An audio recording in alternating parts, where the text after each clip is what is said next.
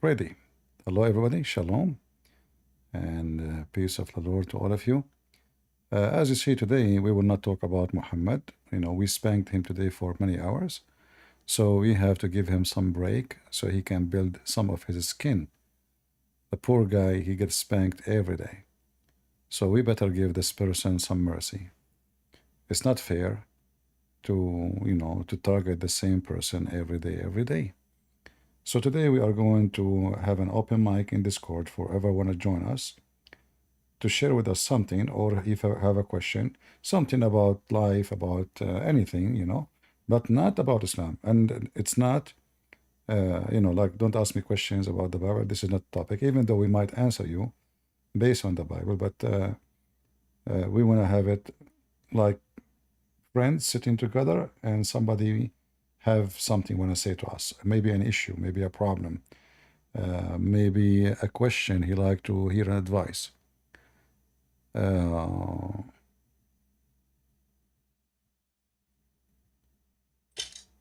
Yeah, Jeek, go Yeah, ahead. what's up, man? Can you hear me? I hear you. Go ahead. Yeah, man. Yeah. Hey, Alhamdulillah, Yeshua. All right. What is? Nah, but you said what? Sorry. Nah, I was saying, nah, all right, so yeah, I just got a suggestion. I mean, it's not like stepping on toes, but like, so I noticed with like God Logic and like David Wood, they don't speak Arabic. So if you was to like join their My friend, their like did, did, lives. did, you, did you hear me what I said today? I said we will not talk about Islam. We are not going to mention this topic. So if you want to join us, we are here to like. If somebody have need an advice, if somebody want to share something with us, we are not going to talk about Islam at all.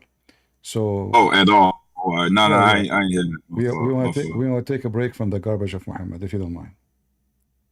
All right. Yeah. All right. That's cool. All right. Well, Well, thank you very much.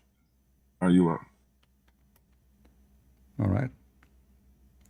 And about other people do not know Arabic, well, they do their best. I support any Christian who fight this garbage cult. Everyone he do as he could. All right. All right. UG Christian Prince. What does that mean? Go ahead. Hello, Christopher. Hello. Yeah, nah, just copycat your name All because right. you're one of my favorite. Apologies, still. Okay.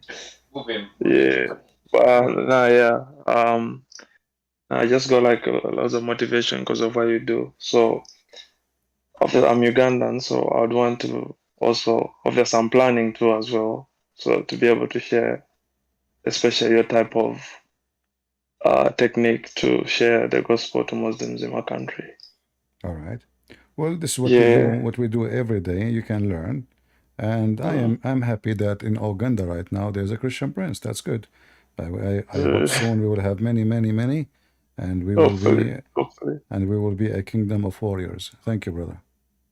Yeah, and another question as well. Just not really a question, it's more so a suggestion, All right. but it's to do with family for a bit. Okay. Um, would you say, what's your view when it comes to uh, so like, how do I say this? So like, obviously, you know how we have families like uncles, aunties, and all that stuff, All right. right? So obviously, I understand everyone's family is not perfect, but obviously for me, I've had a very bad family on both sides of my family. Both like on my mom's side, on my dad's side, right? And obviously, I guess I'm answering myself, but what's your opinion when it comes to that? Like, how would you deal with that in your life going forward? All right. Well, you can step Yeah. down and I will answer you. Thank you for the question. Okay. All right. Okay. Uh, please, admin, don't invite anyone until we finish his question, and then we can take second person. Family, people, they have a wrong understanding of what family is. Family, usually we have a traditional, uh, you know, understanding of family, like father, mother, brother, sisters. In fact, those are not really your family. The most important family you have is people who support you even though they don't have to. The traditional family, they support you because it's a tradition to support, not necessarily because they love to support you. So because he is my brother, it's a shame if I don't support, it's a shame. So they will shame me. So my tradition is the one control what is my family and what is not my family.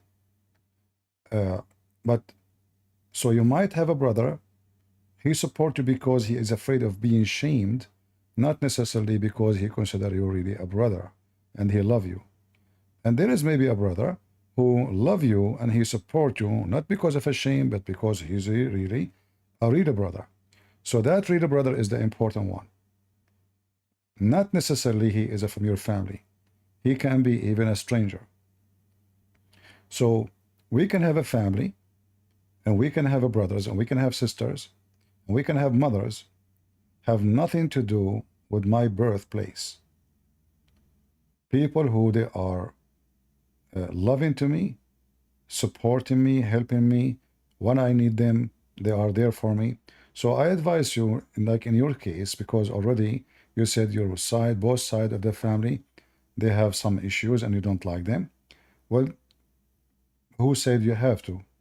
You can always find your own family, a friend who is trustworthy, a sister, she is not your sister from your mother, but she is your sister in Christ, who is good woman, a good friend. So we can have our family. We can build a family, even from nothing. When they came to the Messiah and they said to him, your mother and your brothers is waiting for you, looking for you. He said, who is my mother? Who is my brother? You are my brother and sister. So this is Jesus. This is the Messiah, and he is our best example. So your best example is the brother and the sisters is the one who love you, the one who believe in you, and you believe in them. When I say believe in you, it doesn't mean you are a prophet or God. They believe in you, that they trust you. They believe you are good to them, and you believe in them, that you can trust them and they can be your friends and they can be there when you need them. So I advise you not to stuck with this family thing. We Middle Eastern, we have, in the appearance, we have a very strong structure of a family. But if you go deep, you will see how the family structures is broken massively, gossip between the families, hate, fight over money. If the father, he died, all the kids who they are brothers and sisters, yesterday they were in love, tomorrow they are fighting over pennies, just because their father, he died, and now they are fighting over the inheritance. So a true family is not necessarily someone who is born of your blood, but it is someone who you can trust, you can, they love you, you love them, and you can have them as a family for a lifetime. And I'm sure you can find many like that. All right.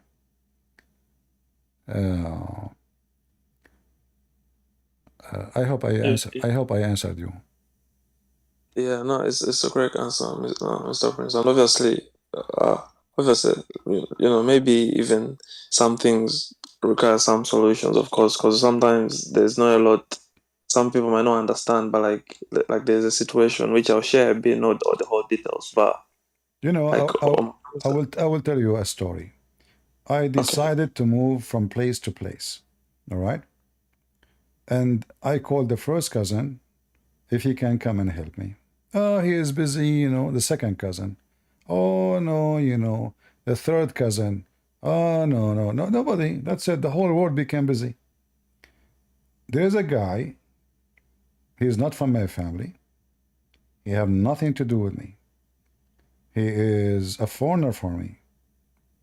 He's a Christian. He offered me to come and help. He carry with me all the furniture. He drive his truck with me for 3 days. 3 days. For free.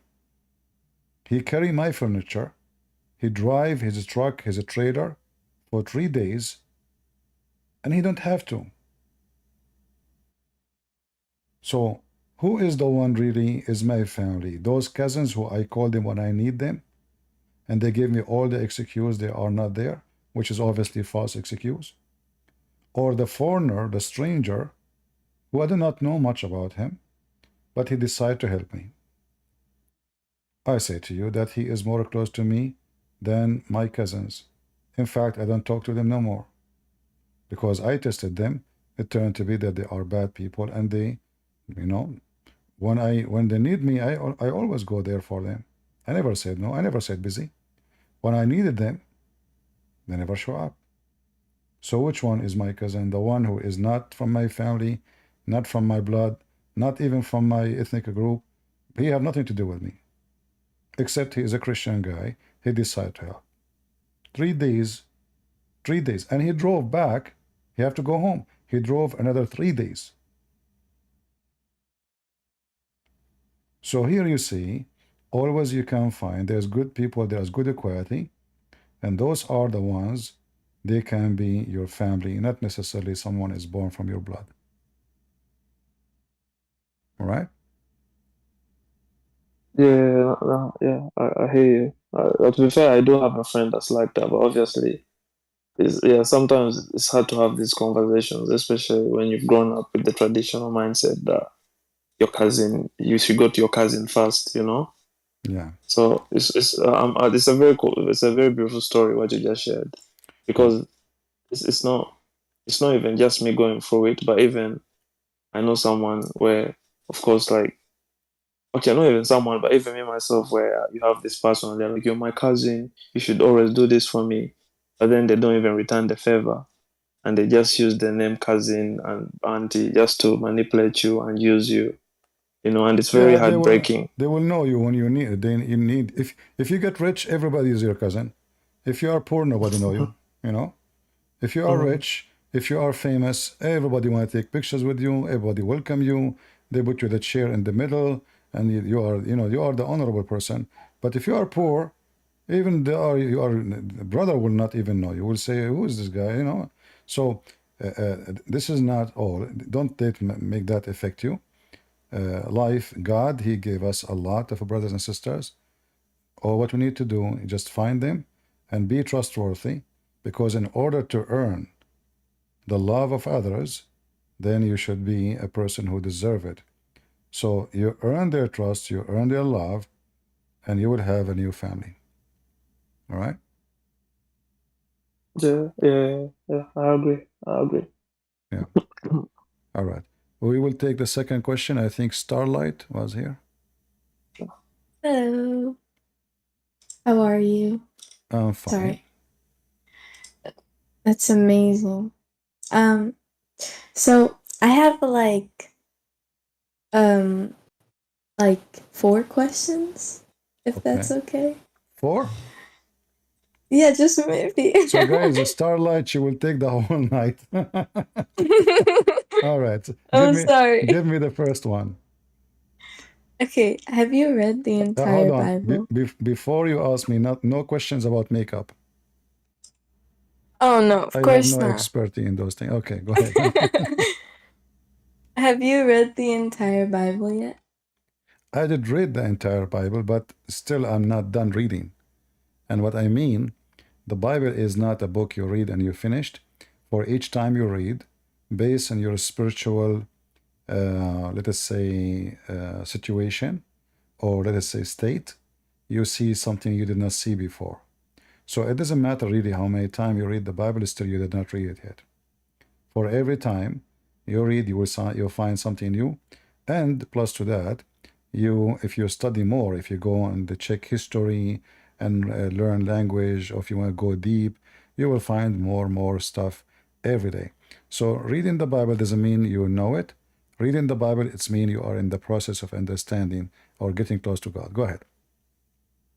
Right. How many times, do you read the Bible in a week, per se? Because of what I do, I am here to refute people, right? Right. So I have no choice to read or not to read. However, long before I start refuting people, I always read the Bible, but I cannot say like I used to read maybe every day, or I was studying other books in the same time. So reading the Bible is I do it for two reasons: either to check out what somebody accusing the Bible for, so I can refute him or confirm what he's saying, or for my personal use. However, either way I do it, at the end of the day, is give me my personal knowledge, increase my personal knowledge. Like when a Muslim, he make an accusation, he made me go and study those verses more, deeper, and that helped me at the end, not only to refute the lies, but to understand my book better. So the attack on the Bible does not really does not hurt me. In fact, it is strengthening, and it gives me another reason to read the Bible. Right. Other than these people who come to you and give you these claims about the Bible, how did you get your motivation initially to read the Bible? How I take my motivation for what? To read the Bible. Like, how were you motivated to sit down and, for example, read Mark or Luke or Well, John? as I said, I read, my mother, she knew the Bible by heart. So I cannot say I am the same. I don't have a memory like her. And I am not capable to remember every verse word by word as she do. So, but I enjoy, since I was a kid, how she explain the Bible to me. Like people, they come to visit us. Muslims, they come to visit us. She take every opportunity to explain the Bible to them. I remember there was a very friend of my dad. He is a Muslim. He come with his wife. So because we are Christians, the wife, she sat with us, and each time he come, my mom, she bring the coffee and the Bible right away. No break, no break, no talk about stupid stuff, right away. And the guy really, he enjoyed, him and his wife. And my dad, he listened. He like he support what she say, but he himself, he enjoy how his wife, she is trying to bring people to Christ, and how she explained to them the Bible, and how the guy, first time he come, he hold the Bible, second time he hold it, third time, fourth time, he start kissing it each time. My mom, she hand the Bible to him to read. So I learned that the Bible is a very powerful. Not only it's a book about God, but it's a book make a bridge between us and God. So the motivation is, if you feel good with doing something, why you will not do it? If this book is giving me confidence, give me not only the promise of salvation, but better understanding of life, better understanding of myself. And even when I do sin or commit sin, I find refuge in the Bible, because all of us, we are weak. So the Bible is like, a place of refuge, where when we feel we need help, we are lost, or we are out of the line, we go back to where we can get our strength. So all of us, we have let us say, a medicine cabinet for the case of emergency. So you have bandage, you have, alcohol for injury, to clean your wounds. So the Bible is the same as that. For we, through life, we have a lot of scars, and those scars, sometimes they can be deep, they can be shallow, they can be light, and sometimes they can be deadly. So with all those scars, how we can survive life, how we can keep going. Life is not easy. There's a lot of up and down, and there's a lot of pain. With the Bible, you can manage, and you can survive, and you can go always stand and be stronger. So this is why I say, it's not about motivation, but it's about I love to, not I have to. I love to be reading the book, for it make me knowing better, more confident, more strong, spiritually comfortable, and spiritually, I have assurance of who I am and what I stand for. a person who don't have, let us say, a support. Like if you are an atheist, you don't have a support. The support is only your mindset, and your mind can get tired, can get you can have depression. Life is up and down. So then your mind will be unstable because you depend on everything in yourself. But when you have a spiritual support, which is the Bible does, you will always have extra strength, can be massive strong to support you and lift you up and change the way you think of life. So what can be negative, as an evidence, let's say something happened to you and it is negative. If you are a believer, with the help of the Bible, the negative can make you feel better and go stronger. Otherwise, the negative can break you. So if I see that Christ, he was crucified, and I see that somebody crucified me, somebody speak about me, somebody gossip about me, somebody lie about me. So, well, if the Messiah himself, they crucified him, why I will complain? They crucified you because you are good or because you are bad. So if the Lord himself, they insulted him, they attacked him physically, verbally, in every way. So why I will be complaining and why I will feel weak? If I believe in the Messiah who overcome death, overcome pain, overcome everything bad, and the disciple of Jesus who they went through a lot of things. So why I cannot be like them? So the Bible gives you strength because the stories there is real stories, and they are very powerful to give you the motive to keep going and to be strong no matter what happened in your life. Right. Thank you for that answer, Christian Prince. This is the second one? Yeah, this was the second question. Okay. What is the third one? So, the first one was, have you read the entire Bible? Yeah, I know, but and the second one, the motive, right? What is the third Yeah. one now? Okay. The third one is, how do you deal with, well, how do you handle disagreements or frustrations? And what would be your suggestion for people Disagreement to with who? detox? With who disagreement? Like, with just anybody, whether it's like you're just in an argument arguing about like what you want to wear, or like, you know, like it could be anything. You, like brothers, sisters, your friends. You see, I deal with disagreement every day, and you know that, right? And I'm here actually with people who disagree with me, not with people who agree with me, because usually I don't talk with people who agree with me. Like 99%, I speak to people who totally disagree. So those are not frustrating. In fact, they are very good, you know, because you will not know your ability unless you find difficulty. So if I go, like if you, let us say you want to swim, and always you swim in a pool, have a calm water, there's no waves. Swimming is so easy because there's no resistance. But a person who swim, he trained himself how to swim against the current. This person, he can face a strong current. He would have a better strength, better muscles, better physical ability, and that will help him better to do, you know, like to survive life and to have skills in how to refute, how to answer. Disagreement not necessarily is wrong or bad. However, if a person he disagree just because he is stupid, there's no point to discuss with someone. There's no point to reach with them anywhere.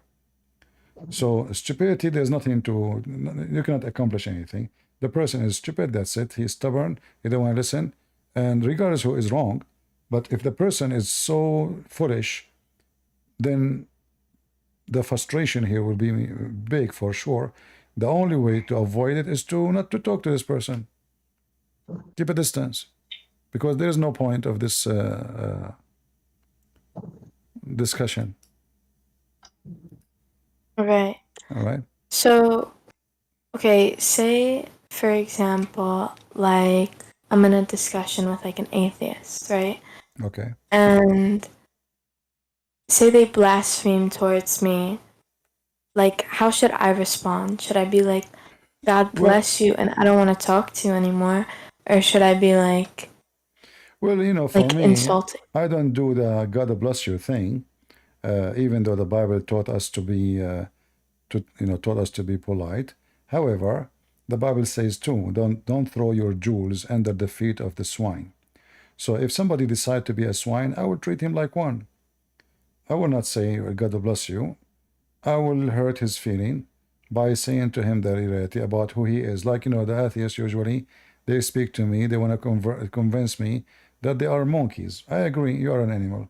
So why I want to talk to an animal? Somebody who want to convince me that he is an animal. So why in the world even I'm going to waste my time speaking to someone he think he's an animal? So I will hurt his feeling in order maybe he can see how stupid he is when he come with that idea that he is just an animal. And I will not be so nice and so kind because those people will not. You see, it's like somebody taking drugs. If you say to him, it's okay, don't worry, God bless you, well, how he will stop taking drugs? You should shout at him. You should show him that he is being stupid. Not, you don't say God bless you. What God bless you? God don't bless wicked people. God Right. does not bless, like when somebody, like when the Bible says, speaking about those who hurt you, etc., pray for them, right? So we pray for them to see the truth. However, we have a duty to show them the truth. And to show the truth is not about being kind, but it's about being, let us say, realistic and try to hit the nerve where it hurt more. And every one of us, every human being, he have a place where if you speak about something, it hurt his nerve. So what the atheist nerve is, is to show him that he is a stupid and he think he knew science, but he don't. So if you are not well versed in the topic which he's trying to speak about, then you better not to go and discussion with him, for the topic will go nowhere. But if you are a person who, let us say, you have a PhD in geology, biology, etc., and this is the only way for us to prove them wrong, then you can use your knowledge to refute them. So you have to study and understand the logic of the person who is being illogical, use their logic against them, the same as I do with the Muslims. Right. So An atheist, I ask him like, so what do you believe in marriage? He will say yes. Okay, the word marriage is not atheist idea. The word marriage is a religious idea. How you say to me you are an animal, then you say to me you believe in marriage. Atheist, if he say he's an animal, well, animals, they have no wife, they have no husband. Animals, they are animals. The male, he go for any female. The strong male, he fight with the other strong female, and the winner, he take the female. This is what animals do. So those ideas of families and children and son and daughter, where do you get them from? In order to have such a value in the family, or to have a family, the word family, you cannot accept yourself to be an atheist, for atheists should not have such a thing, for they are people who believe that they are part of the animal kingdom. And everyone, you are going against science now, because how you say to me you are part of the animal kingdoms, but you believe in something none of the animals belong to. So either you are like all the animals and you act like one, or you are not, and then we go back and we say you are a human, created by God as a human, because you are acting based on the human value, which is coming from belief in God and marriage and family. right. So what if me insulting them back or saying something back to them has the opposite effect rather than having the effect where it's No, like you're showing them I'm not what they saying really I'm not are? saying insult them for the purpose of insult. I'm saying insult their intelligence, which means showing them that they are stupid. And that's what I do with Muslims all the time. So I'm not here to insult the Muslim just saying stupid. I show him that he's being stupid. So that is the insult which we are talking about. You show them that they are wrong and what they believe in is stupid, awkward, backward, and that will be very insulting for them. Because the atheists usually, they look down at those people who believe in God. So they believe that you are the stupid one. So if you can return the favor to them, let us say, and show them that they are the one really the stupid ones, that will hurt their feeling. I'm not saying you go and use bad language, no. The insult we are talking about, just show them that they are just being idiot, you know, and think that they are the smart one. Right. So you say that we shouldn't use bad language. No, And we don't use bad language. First of all, that's not right. Secondly, will take us to nowhere. We depend on what bad language is. Some people, they say, well, a Christian should not say stupid. The Bible says don't use the word foolish. No, the Bible mentioned the word foolish all over. The Bible is speaking about not to say to a brother who believes in God, who is just saying the word foolish to him just to insult him. That is not right. But the Bible mentioned to us in all over the place, even describe the Jews in certain point that God, my people have been destroyed because of their ignorance. So we show people their ignorance. This is not an insult. That is a duty. And that is the best way to do things so they can wake up. If they don't do it, then if nobody say to me, if my clothes is dirty, and you see me in the street and you don't say, hey, Christian, your clothes is dirty. Why? Because you're being polite. Well, how am I going to clean my clothes? I did not see them. I did not notice. So you say to me, your clothes is dirty, and that is not an insult. This is, you are saying the truth. For me, it might be an insult because I am limited maybe in my intelligence. I don't accept you to say that, but you are saying the truth, and always the truth is the winner. So you say things as it is, and always the truth hurt. So it's going to be insulting. right. Okay. And I think this is my last question. Knowing what you know now, what is your wish for young people? How old are you? I can be 53. It doesn't matter. Okay, sorry. Like, no, because you are saying young, so you're a question about age, so I have to ask, because like, are you 14? Are you 18? Are you 20? No. Are you, okay. All right. So the word, you know, like the age, every stage of life have age, right? But the real age is not really how old are you. The real age is how much experience you have, how much wisdom you are able to collect. So there is someone, he can be 18, but he is wiser than somebody. He's 70. You see a woman, she is in her 70, wearing short skirt, acting like a teenage, putting tons of colors in her hair. You know, I mean, she is just a teenage, literally, and she look funny. And then you might see a girl, she is a teenage, but she is dressed like a lady. She's talking like a lady. She's acting like a lady. Well, she is a lady. So the teenage old women versus the teenage lady women, which means she is a teenage as age, but she is acting as a wise person. And a woman, she is in her 70, but she dress, she talk, she act, she, you know, she wanna think that she is a teenage. So which one of them is wise? Obviously, it is the teenage. So it's not the age really what make you wise, it's what you do. And Right. if we grow in age, which is something natural to happen, but we could not grow in mind and understanding and respecting ourselves.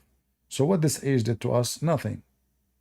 You will hear tons of stories about people who they are really old and then they go shameful stuff.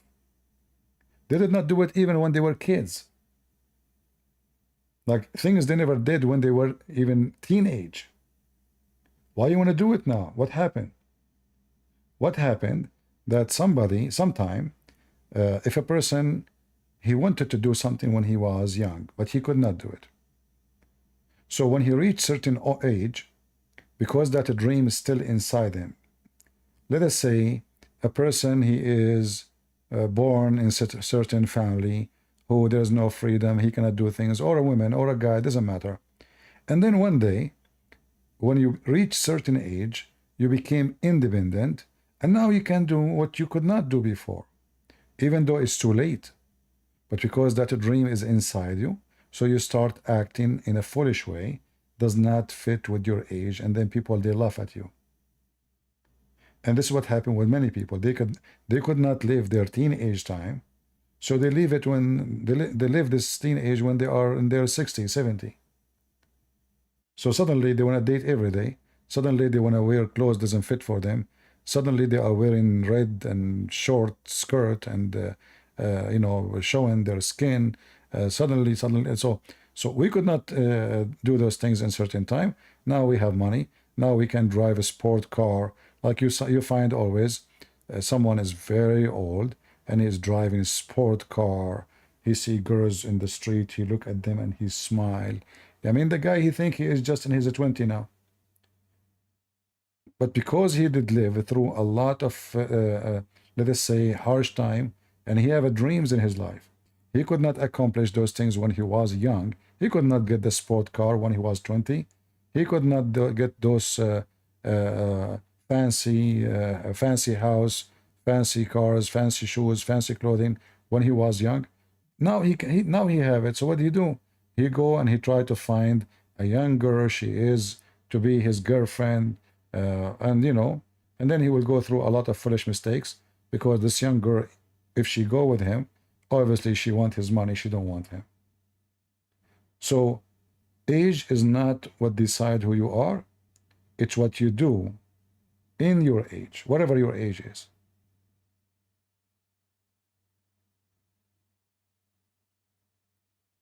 Did I answer? Did you sleep? What? Did you take a nap? No, I've been listening to you. All right. You just cut out for a second. I was like, wait, what happened? I thought he was gonna continue. Which part you did not hear? You said age is not like Okay, age is not. Yeah, age is not. It's not the years you have. Age, how you live it, how you live your age. So if you know how to live your age, then age mean nothing. Which means if you do the wise things based on your age. I'm not saying if you are old, that doesn't mean you go run, do sport, swim, be strong, practice, etc. No, this is not what I'm talking about. I'm talking about being wise, so you don't become a foolish. Do it your age, so people will not take advantage of you. So if a person, if a man, he is old, is, let's say, in his 80, and then he convinced himself that a girl, she is in her 20, she's in love with him. Obviously, this person is not wise. He is being foolish. Because there is no way a woman, she is in her 20, she will accept to be in love with someone in his 80. The only reason for her to do that, maybe, mostly, it's because of money. He have money. So if I convince myself that this girl, she love me because I'm so good looking in my 80, that means I am not living my age. I don't understand what's happening. I am disconnected from reality, and I do not know that somebody is using me and fooling me. Because there's no way someone in the age of my not even my daughter, the age of my granddaughter, she is in love with me. Why? And what is special about you? So human being, an age should be, let us say, measured by wisdom, not by years, based on what you do, and based on what you accomplish in life. Otherwise, you can be old and you can be stupid. You can be young and you can be stupid, or vice versa. Right. So, what advice would you give for those who are not wise? I guess I could put it. You see, the issue with wise, we grow with everything in life. And yeah, we understand that not all people, they have the same intelligence. But I believe that I can work in myself. Let us say you are so good in mathematics, and I am so bad in mathematics. Horrible.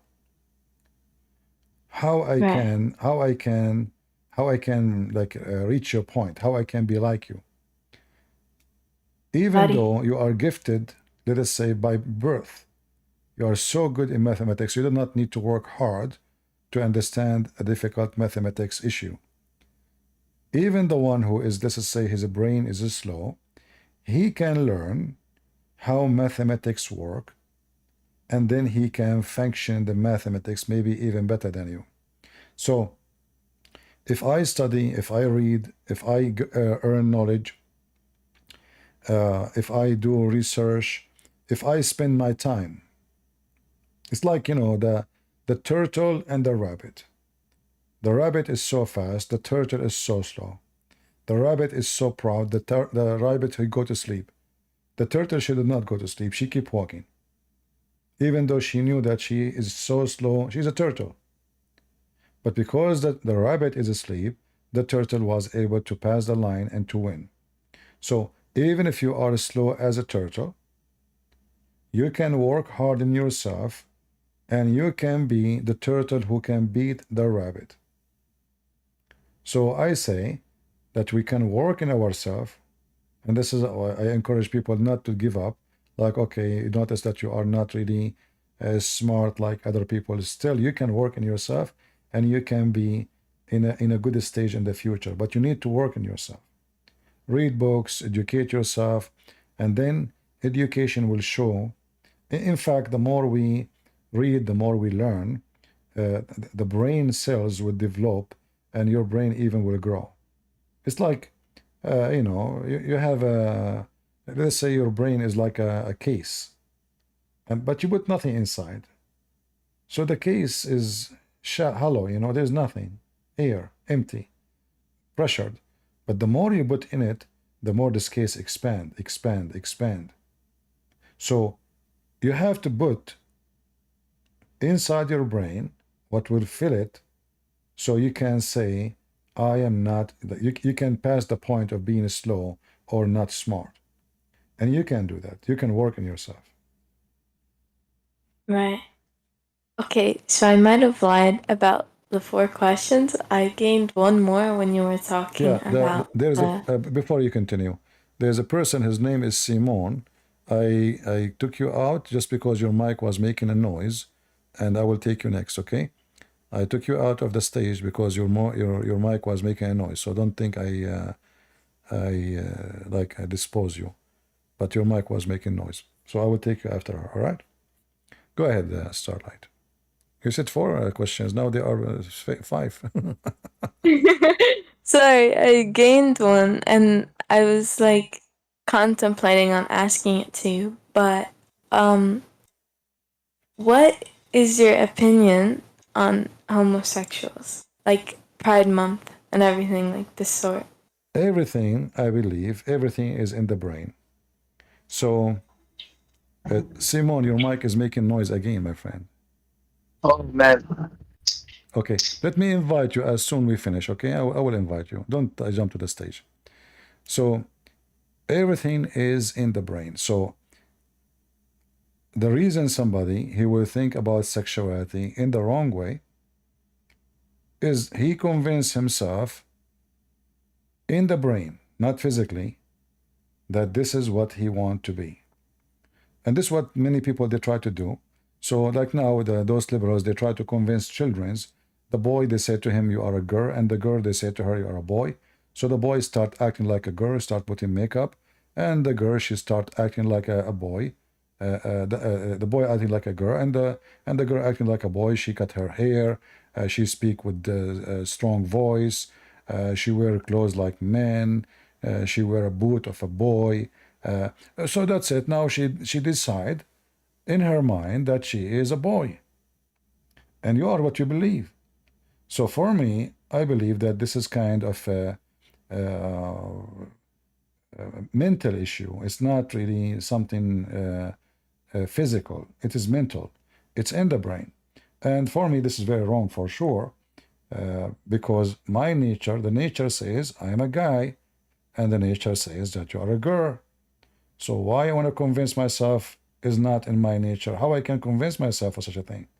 But if I repeat a lie non-stop, maybe one day I will believe the lie. The same as the Muslim believe in the stories of Muhammad because they keep repeating it. So after repeating the lie 1,000 times, the lie became reality for them, and they go in denial. So for us as a Christians, homosexuality is absolutely wrong. God, He decide for you the right way to live. How we know that this is the right way to live? If a person he decide, if let us say a girl, she decide that she is a guy, she's a guy, that's it. How she will have a family in the future, how she will have kids, how she will do anything. She will find herself lonely, alone, no family. You know, she will grow up alone, she will die alone. Because she cannot accomplish anything, because she is trying to go against nature. So she thinks she is a boy, she go and she want to sleep with someone is a girl. Okay, you did that. Now, what is the tomorrow will be? Are you going to have a family? Can you have a children's? So it's a fiction. It's a fiction in the brain. It's not reality. And reality is male and female, they make family. Anything else is an illusion. Right. How would you give this opinion on to, say, like your friend or something? Like I just told you, you give them advice. You give them advice. Think about your future, what you will be. Do you like to have a children? How you can have children? Real children. It's impossible. How say they don't want a child. Well, and they will pay the price. Don't worry about them. If this is what they want, don't worry about them. Sooner or later, they will pay the price. They will feel lonely. They will feel so sad. They will feel depression, because this is not the normal way of life to be, and they will not enjoy life. You do your best to advise. It's not if they don't want, it's up to them. Don't worry about them. Right.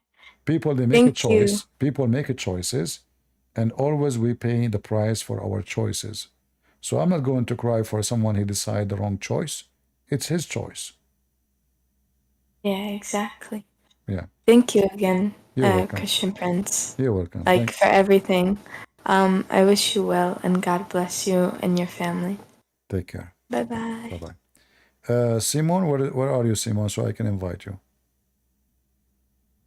I hope Simon don't have 5 questions. Are you there, Simon? All right. Just say in the text so I can invite you. No, we will invite Simon first. Okay, go, Simon. Can you hear me? Yeah, I do. Go ahead. All right. So this has nothing to do, but earlier I was in the chat, and it has, not trying to be divisive, but I got kicked out of the chat because I said something from the Bible. I have a question for you. You know Revelations 5, right? Yeah, we know Revelation 5, but this is not our topic now. Yeah, I know. Now I understand why they kick you out. You are just trying to take us out of our topic. Yeah, Revelation 5. You are expert in Revelation 5 only, right? You are not expert in Revelation 6? What about Revelation 1? Oh boy. So this is all the drama you have. I thought, like, I felt sorry because I took you off, you know, and she's talking. Boy, oh boy. Sensitive case. Yeah. Eric? Yeah, nice to meet you. Nice to meet you. So you've been a Christian your whole life, right? Whole life, just all the way through. No, when I was a kid, my mom, she used to say, my son is like a monkey. So I don't think I was a Christian at that time. Okay. No, not the whole time. Oh, well, No, neither. I'm saying there's nobody is a Christian all his life, because when you are young, even though you are born from a Christian family, we know that the Bible teaches us you have to be born again, which means you understand the Lord, you believe in the Lord, and you follow the Lord. And that will take time for you to know, to understand, so you can follow. And that cannot happen right away when you are born. It's going to take some time where you reach the point of being wise. You know what is right. You can recognize right from wrong. And then that point will make you decide if you want to become a Christian or not.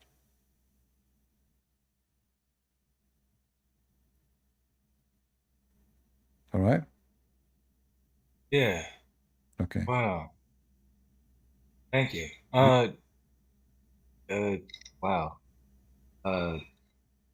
Appreciate that. That answered a lot of questions in of itself. I was an atheist, and that doesn't matter. Doesn't matter. Doesn't even really matter. But being born in the spirit, like that transformation and like that guidance that you get just through looking back at like how you looked at things and like how things turn out to be later on, and like I don't know, like maybe you deal with atheists at times, and maybe all of you have, probably do, because I was one of those people that said things were subjective. I didn't believe in an absolute truth in anything whatsoever. Everything was relative, and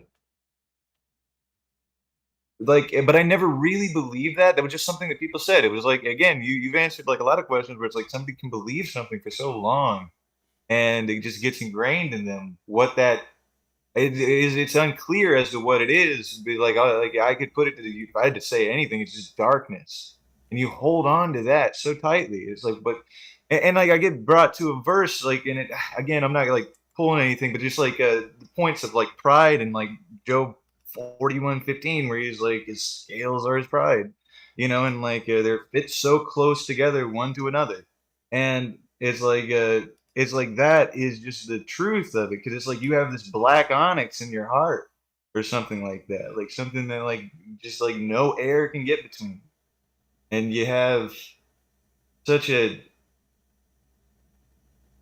and like you're the only thing stopping that.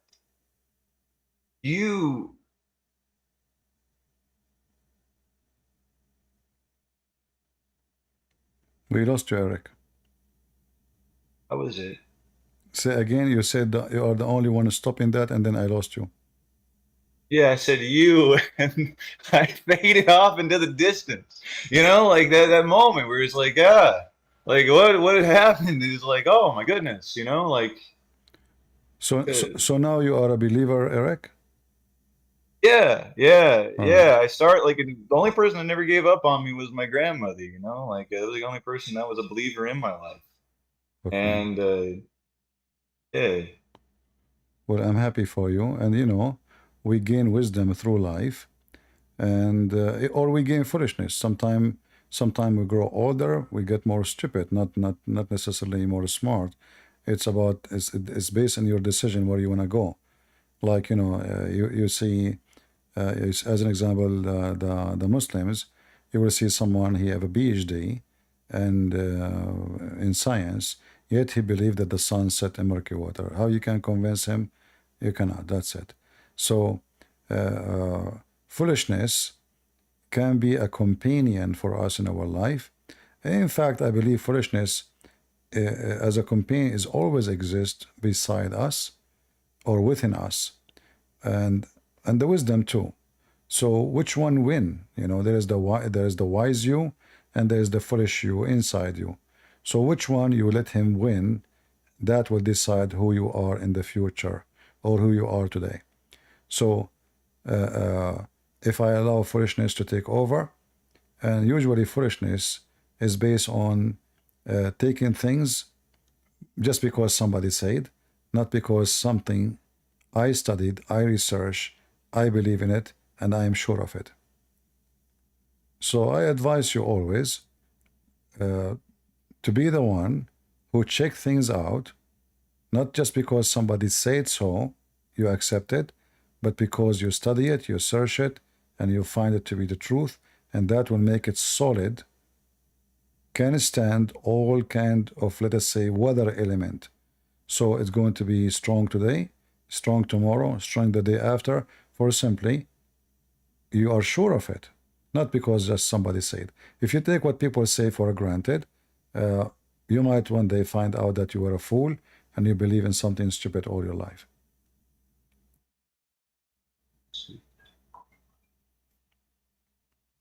All right? Yeah. Thank you, brother. You're I welcome. only have one last thing to share with everyone, and maybe, All right. everyone. Just this. That's it.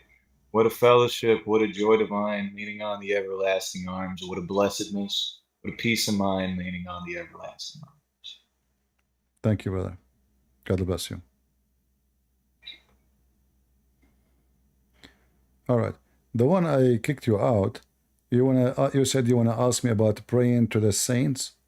First of all, we don't pray for the saint. The people, they ask others to pray for them. We don't pray for the saint. The saint are saint. They do not need the prayer of anybody, you know. So your question is not valid. Same time, don't you see we don't have a topic about this now? Tana, which one was first? I think Tana was first, right? Putting her hand up. We will take next seeker. Go ahead, Tana. Hello, good day. How are you? I'm fine. That's good to hear. I wanted to ask about the position, for example, when, for example, two Christian countries, when they have political disagreements or have problems, Okay. how do you treat the other person from the other country? Do you still see him as positive, or you see him as an enemy because the government says it? Since there are a lot of disagreements where I live, even though I'm Orthodox Christian and neighbors also Orthodox Christian, but we call each other horrible names. We call each other we lower them on a lower level of respect, and even consider them subhumans. Not me, but the majority of the people. Yeah, you see, people, they can be driven into hatred, and they are victims of this of the action of their government. We can give an example between Russia and Ukraine now. So now, because of the war, a lot of bloodshed, a lot of hate, a lot of killing, a lot of destruction. So people, they will be driven by anger. But all of us, we knew that this is far away from what the Bible teach. Plus, you will see in the future that everything happened, people will forget. And the evil government who involved in this crime, they are the one responsible for what happened. People from both sides are victims. So we as a Christian, we should stay away from hate. So I always, I speak to Ukrainian. I have many Ukrainian friends. And in the beginning, they get upset from me when I say we should not hate the Russian. But I explain to them, it's not the Russian who they are bad. They say, no, they did, they said, okay, I understand. But there's many of the Russian, they went to jail just because they said Putin is wrong. Not all the Russian, they are against you. Many of them, they are not. The majority, actually, they are not. So we as a Christian, we should be smarter. We should not be driven into hate. And we should remember that we are family. And sometimes the devil, he take over between us. And this is the result. We kill each other. But we know that there's no victorious in this war between two Christian countries. Both of them, they are losers. Both of them, they are losing blood and land and property and money and wealth and health. Both of them, they are driven into hate. So who is the winner? Whoever hate us as a Christians. This is the only winner. So we have to be smarter, Otherwise, the Bible speak to us about the divided kingdom. So if we are divided, there is only one person who will take advantage, the one who hate us as a Christians, and that is the devil and his kingdom, like Islam, etc. So we should not be driven into that. Never hate someone from other country you never met, you never saw, you have no idea, and maybe tomorrow you will become friends and family again. And people, they forget. Time will goes 20 years from now, you will see your son maybe going to that country and he don't even remember anything. I saw some people from Serbia, an example. And Serbian, they have Yes, war. Serbia is a neighboring country of mine. Yeah. So Serbian, they have war with many neighbor countries. And now I spoke to Yes. many people from the neighbor country. They don't hate the Serbian, and the Serbian don't hate him no more. Why? Because it's something happened 20 years ago. The new generation, they lived. Life continue, and people live and forgive.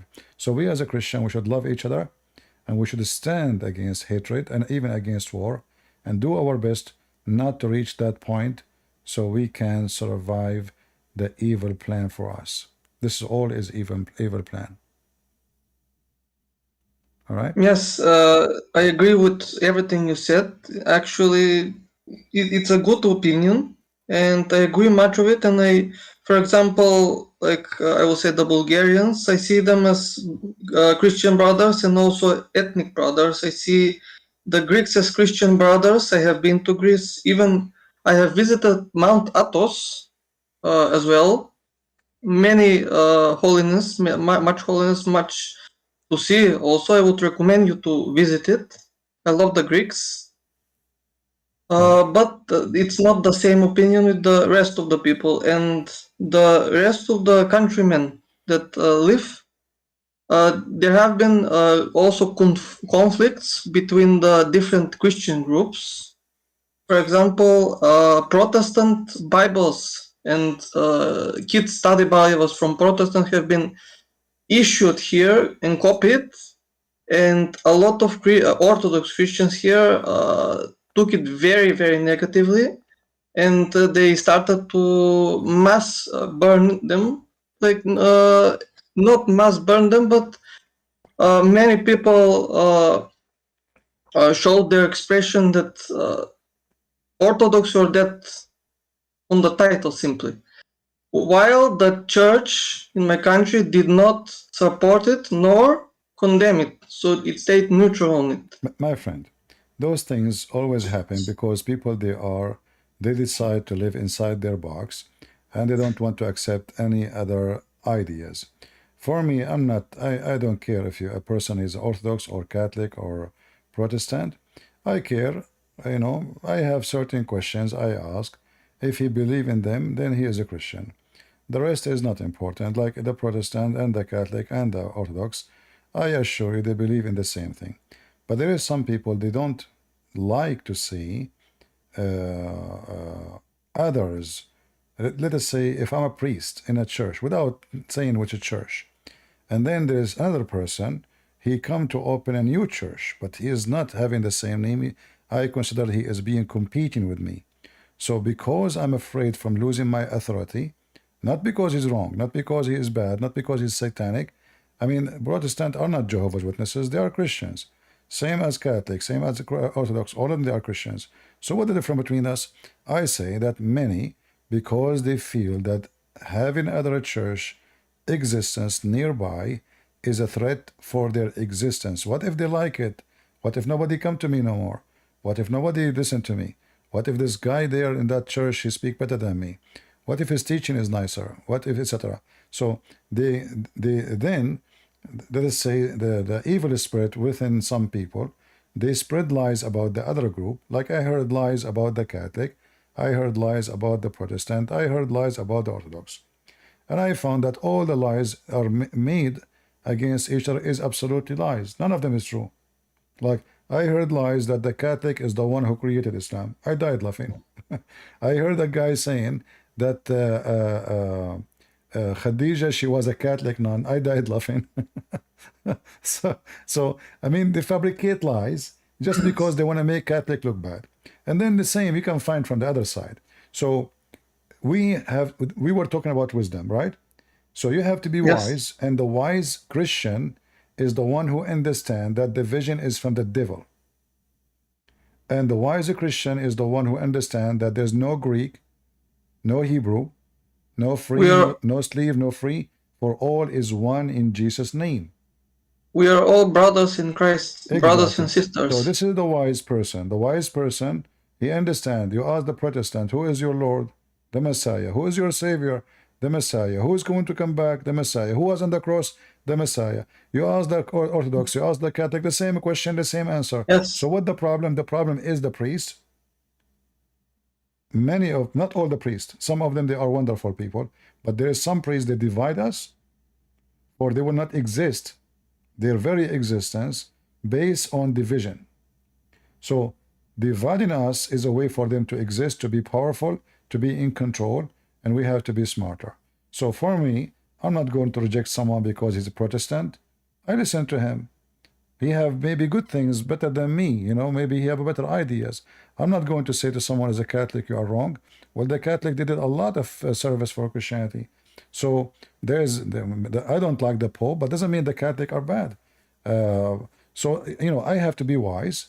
I have to be honest and have to understand that at the end of the day, there's only one Savior for him, for me, and for everybody else. His name is the Messiah, and all of us, we agree upon that. So instead of looking for what divide us, why we cannot be wise and look for what unite us, which is the Messiah?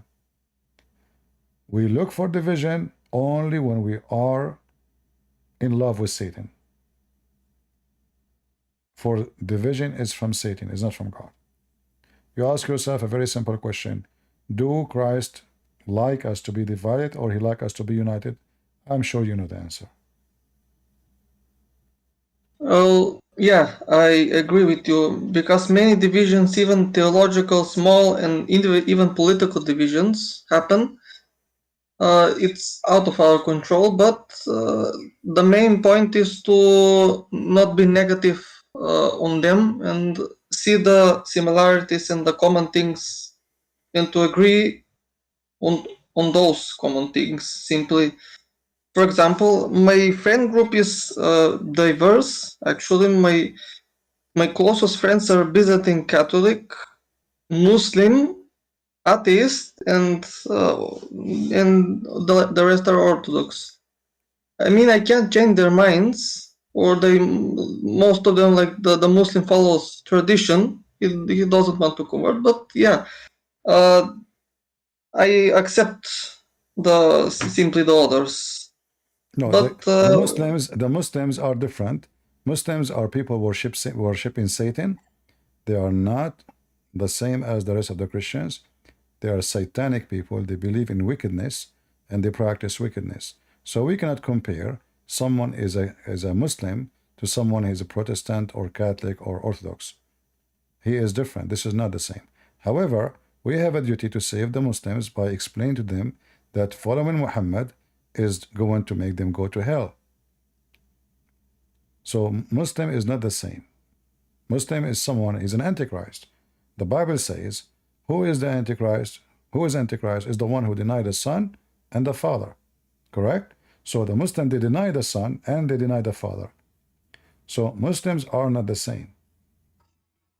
All right? yeah, I agree with you that since he is non-practicing, he barely knows the faith. He doesn't. I know more Well, it doesn't matter about the faith. Doesn't matter if he practice or not. As long as he call himself a Muslim, that means he is a Muslim. He practice or he don't. So what if he don't practice? He don't practice maybe because he think if he practice he will be in trouble. People will not like He has him. no interest, simply. Maybe we cannot judge the heart. However, as long as he call himself a Muslim, then he is a Muslim. Unless he change his name and he say, I'm not a Muslim no more, then, you know, the Lord said, from their fruits you shall know them. And the fruit of a Muslim is very well known. Right? Anyway, my brother, thank you. Yes. Thank you very much for your question. We will give time for other people to ask if you don't mind. Yes. Also, it's not the question I want to ask. It's not for now, but I wanted to ask like a broader question for next time. Can it be private, possibly? Well, if private, I don't go really private. I mean, the only way to talk to you in private is when I am online in Discord and I am not going live. And usually I go in Discord only like a minute after I go live, you know. So we will see. You can send me a message and we see if we can speak in private. It's about personal family problems, and it's very confusing for me. That's why. Well, you can, if you want, you can, let us say, send me a message in Patreon, and nobody will know that the question is sent by you. And maybe a day or two from now, I will answer the question, and nobody will know this is about who. You do not need to to talk to me by voice. You can just tell me what is the story, and I will help you. All right. All right, I'll see what I can do on it. Thank you very much for your response and for your knowledge, All right, my friend. and keep it up. Thank you. God bless you. And God bless you too. I will pray for your family problem to be solved. I pray, but a lot of demons are here, sadly. Well, you see, life come with bad and good, and we need to learn how to accept both sides of this of life. In fact, I think life is not good unless there's bad, because the same as cold and hot, we do not know what the difference between them unless we experience both of them. The same as sugar and salt. So in order to enjoy what is good, sometimes we have to get hurt by what is bad. So even the bad sometimes can help us to have a better joy in life. Yes, I understand. But this will be asked, as you said, on Patreon or somewhere Yeah, else. send me a message where in I can Patreon. find- Send me a message in Patreon, and we will see if it's necessarily. I will talk to you in private. No, brother. No problem. All right. Thank you very much. All right. Take care. Take care. All right. Yes, follower. Hello, CP. How are you? I'm fine. Okay, so I have two things to say, but first, I really want to thank you for everything that you've been doing. It has really opened my eyes about a lot of things, and like even though I've only started watching you like from last year, you really impacted my view on this world and just my life in general. That I literally left my job that I really loved once. And So sorry. yeah, I really just want to thank you. You lost your job, so I did not hear what. No, I didn't lose my job. I left my job Okay. that I started when I was 18. Okay. And that's because like what you've been saying really impacted my life. And even though I've only started listening to you like 1 year ago exactly, I made my siblings listen to you too and everything that you teach. So thank you so much for that. But why you left your job It's really impacting. after listening to me? What is the connection?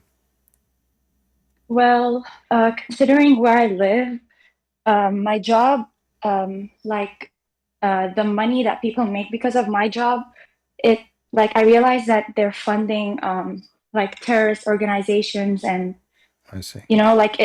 it's not like standing up for what I believe in and what Christ teaches. So Okay. yeah, that's why. So thank you very much, because I was in a pit hole before I started listening to you. So thank you. Well, I'm And happy that I was able to help. thank you so much. And my second thing was that I really struggled in my life, especially since my childhood. And a lot of it has to do with how my parents have raised me. I was born in a Christian family, but my parents didn't really put Christ's teachings in our life. They didn't really make us grow in Christianity. It was just that I was baptized and that's it. And this made me go astray, away from Christ. And it really affected me because I was thinking about a lot of things that were wrong. I believed in a lot of things that were wrong. So now that I've found the truth, I sometimes hold a heavy and strong grudge against my family, like my mom and my dad, because they didn't really teach us about Christ growing up, and they just let us go astray, even though they really cared about us, but they didn't care about this part of our life, which is so important. So can you please just give me advice on how to leave the past behind, on how to forget, to leave the grudge against my parents? Well, Thank you. we need to understand that you and your parents are totally different people. So let us not to judge them. They did what they learned. That's what they know. That's what they know best. They think by providing food and shelter, and that's their job, to be parents. So we don't want to judge them, because I'm sure, based on what they know, that this is the best to do. But doesn't mean they are bad. This is what they learn. Maybe they grow up in a family like this too.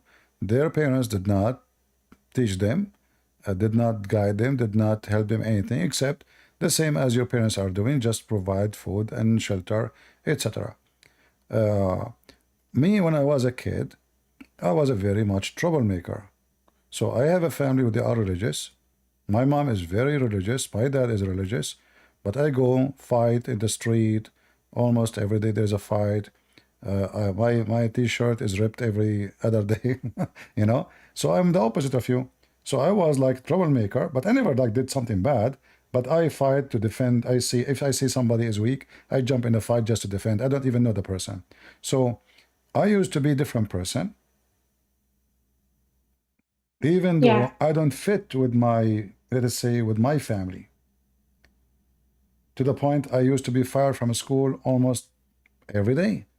In fact, sometimes I go back, I'm fired again. I just did not come back yet, you know. So my parents, they give up on me to the point nobody want to go with me to the principal to sign that I will not do it again, because that's it. First time, second time, third time, first time, seventh time.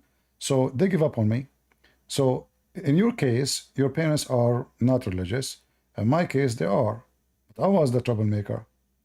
But life will change people. Life, you know, will make you find who you are. I was rebellious because I don't like what I see around me.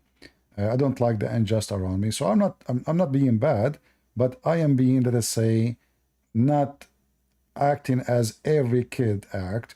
Just let it go. I don't like to let it go. So life will change you. Life will change them. And your duty now as a person who found out the truth is not to put them down, but maybe you can help them. Like they did not teach you, what about you try to teach them? What about you try to get them close to the Lord? What about you show them that by being Christian, you are a new person and you are a better person?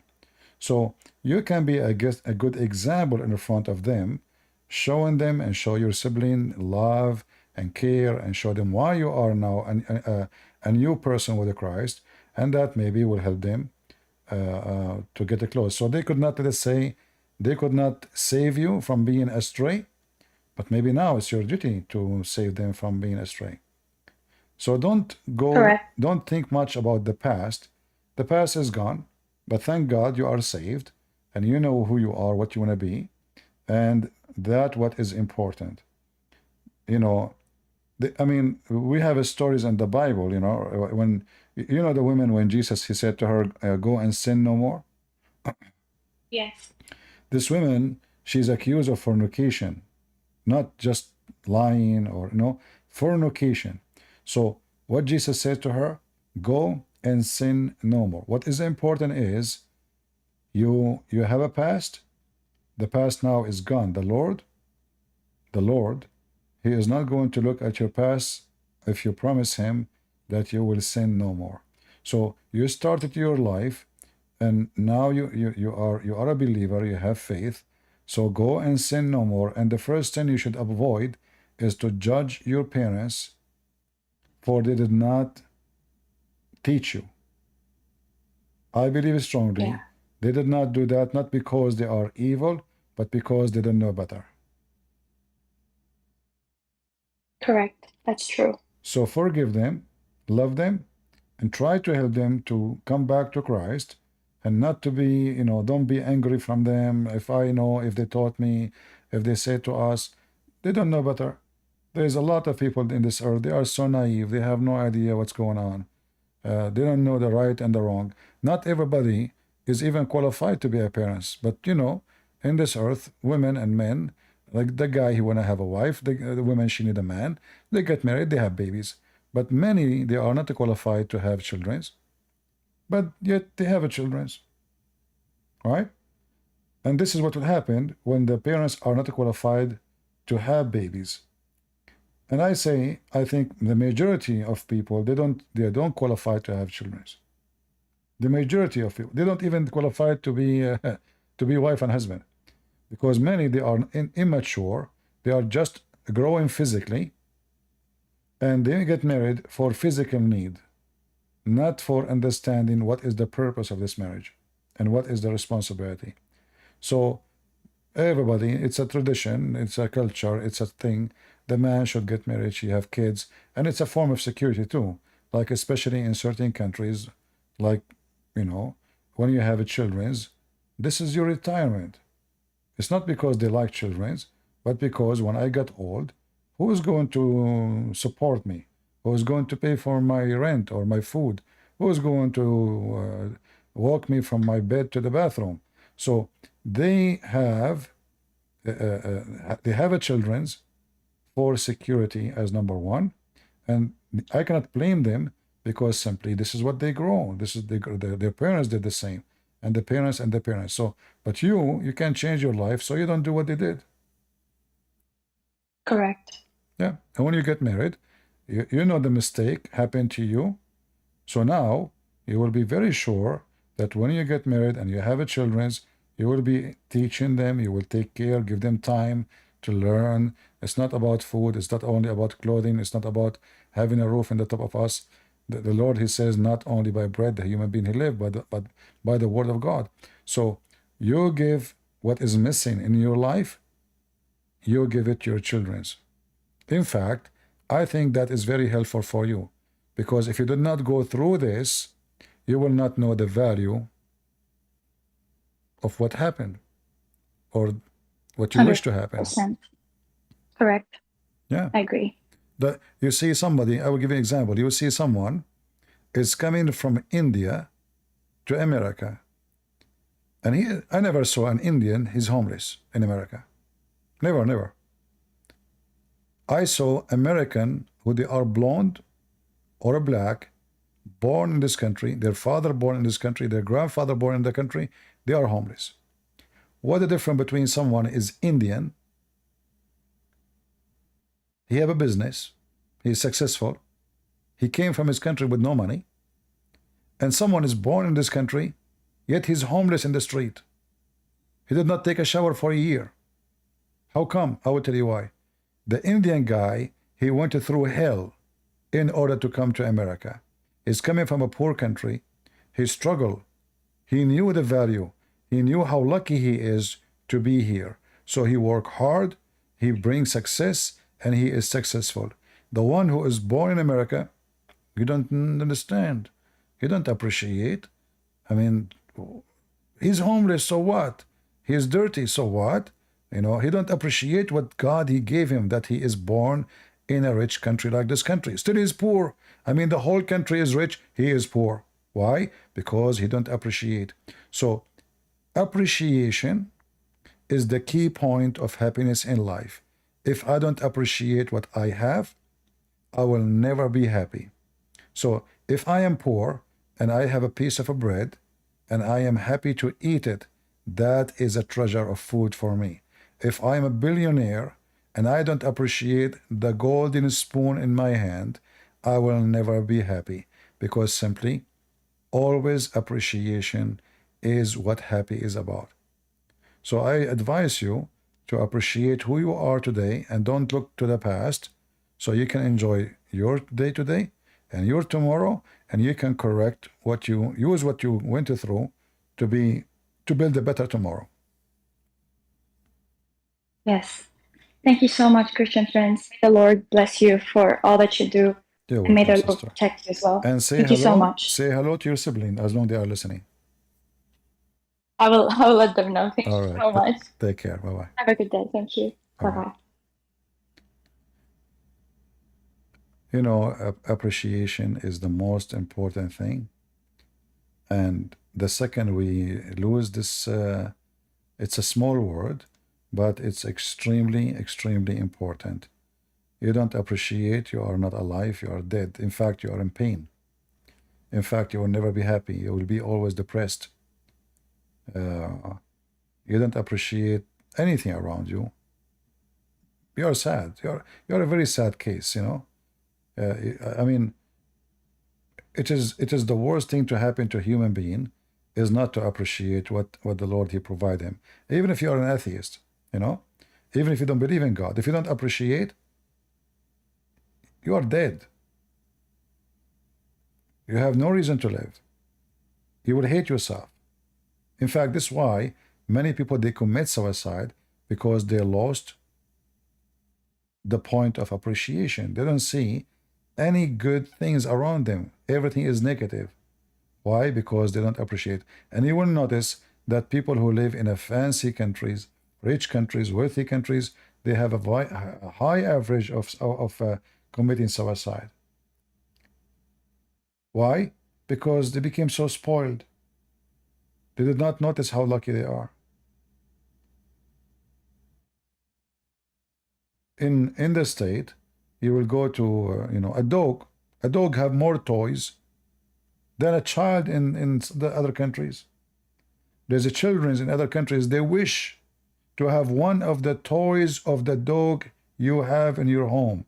For who? For the dog to play with. A dog. There's kids, they spend all their life, maybe they are kids, they never have a toy because their parents cannot afford to buy a toy for them. So what is a dream for someone is a garbage for someone else.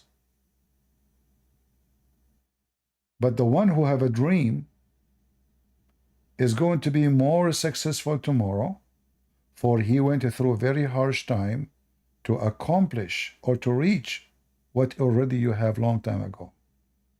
And he will be happy, for he will be appreciating. But that who is born with wealth, born with being spoiled, everything he need, he can get it in 2 seconds. He never appreciate. He never understand the value. He never understand what it means to be not to sleep hungry or to sleep cold, or because he never been through those things. This is why those people, they can be more successful than those who they are born in a rich country. Abu, go ahead.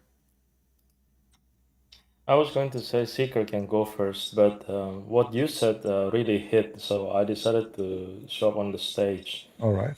I'm a first-generation immigrant like you, and I live in different countries, and this idea of survival is what makes us different. And when you said you have never seen poor Indians and you saw homeless people, it hits really hard because it reminds me of what my grandparents said. He bought the cow, the generation after that rode the cow, the generation after that sold the cow. Now we have no cow. And I just want to encourage everybody to keep in mind that even if, like you said, CP, we don't know hot if we don't know cold. We don't know blessings if we don't see horrible stuff around us. So we don't necessarily have to be discouraged. I'm not trying to preach, CP, but you kind of hit hard. Like I was thinking about this, My mother was poor, but she never let that poor, economic situation define her, because she felt like she was more blessed than any other women around her. But I was about to ask you this question. What is your vision in the next 10, 20 years? I have been thinking about why is it so different between Middle East and Asia. Japan was hit by 2 atomic bombs in Tokyo bombing. South Korea, Southeast Asia were all destroyed. But they didn't really try to kill each other. Is this really part because of the culture, religion, and everything? And what is your thoughts moving 10, 20 years from now? Sorry if this is a strange question. No problem. But no, I think you are wrong. In Asia, there's a lot of bloodshed happened, a lot of crimes. As an example, the Japanese, they occupied the Chinese and they killed a lot of people. The same they did to the Korean, the same they did to the Philippines. And the Chinese themselves, they occupy other nations. So bloodshed and hatred and killing is very established in the world, regardless of the ethnic. However, in the Middle East, we have something about us. We are so much proud. But about what? I don't know. I have no idea. Maybe you can tell me. So we are so proud. We are so proud, and we are very racist too. You will see that every country, they look down at their neighbor country, even though they are almost the same. They have the same problems, they look the same, they speak the same, but they are racist, very racist. So in the Middle East, there's a lot of diseases. I believe there are social diseases. And this is not only between Muslims. Christians, they have their own social diseases too. And I mentioned racism in the Middle East. Same time, you know, they think of themselves so high, but they don't prove why they are high. They don't do what make them high. What make you different? Why you think you are better than others? They don't show you. They have no answer. They cannot, you know. And they are dreamers. If there is someone is famous in their country, they will say, "Look at this guy," but he himself is the last one to be like him. So the Middle East will never be something good, because simply they have the way of thinking of a Middle Eastern. A Middle Eastern, they are people who spend their life focusing in main issues like how to show off, how to dress nice, how to have a nice car, how to appear. Like my appearance is number one important issue in life. So everything in their life is about appearance, is not about quality. So you will see a woman, her husband hardly make $500. She want to bring a maid from Sri Lanka. Well, the maid, she will make money more than your husband. How you can afford it? Well, her cousin, she have a maid. So they have most of Middle Eastern, sadly, they have a very shallow brain, and they love to show off, and they are racist, and they are not, let us say, they don't like to change. They don't like change. They don't like to fix themselves. They are proud, and that's it. We are proud. We are the best in the world. So they have no electricity, they have no water, they have no street, they have nothing. Still, they think they are the best in the world. How you can fix such a society like this? Nobody can fix it. We cannot fix it, and they will never change. I believe strongly that Middle East is a land full of diseases, and number one disease is the mentality of the people there. Yeah, it feels like the blaming external factor is very strong in the Middle East. Although, I only spent a very brief amount of time there. In the other parts of the country, the blaming self part is also too strong, extreme, right? Anything resigns, like if you look at Japan, something happened, resign.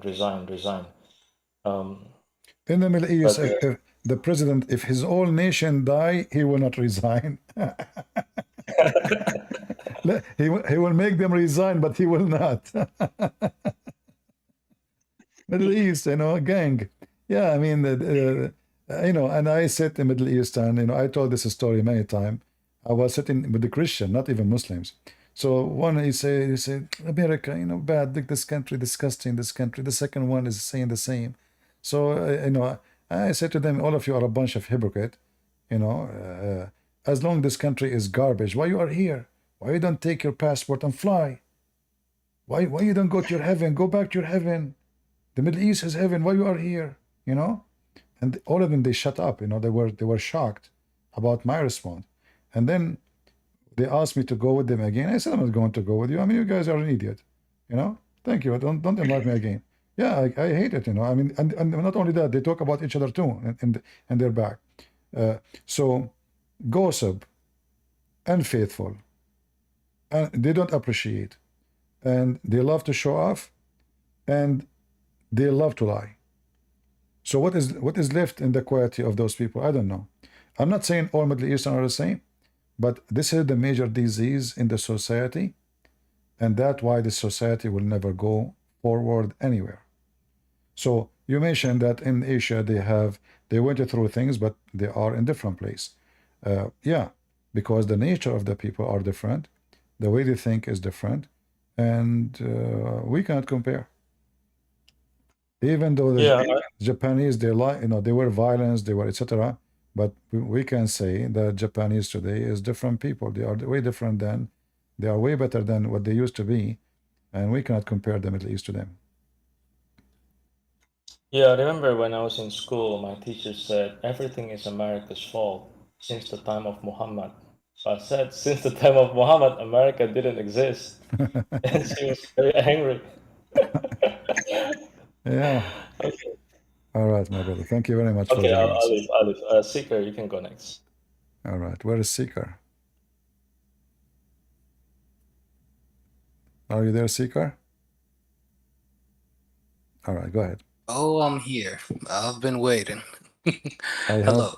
hope we did not abuse the authority. No, absolutely not. All right. Because here's the thing. I got skipped by, well, technically 3 people.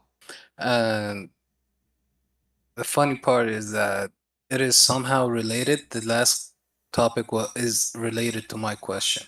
Okay. So when you ended your first stream, I was talking to one of my friends, and he told me that he wants to go to join the war in the Middle East.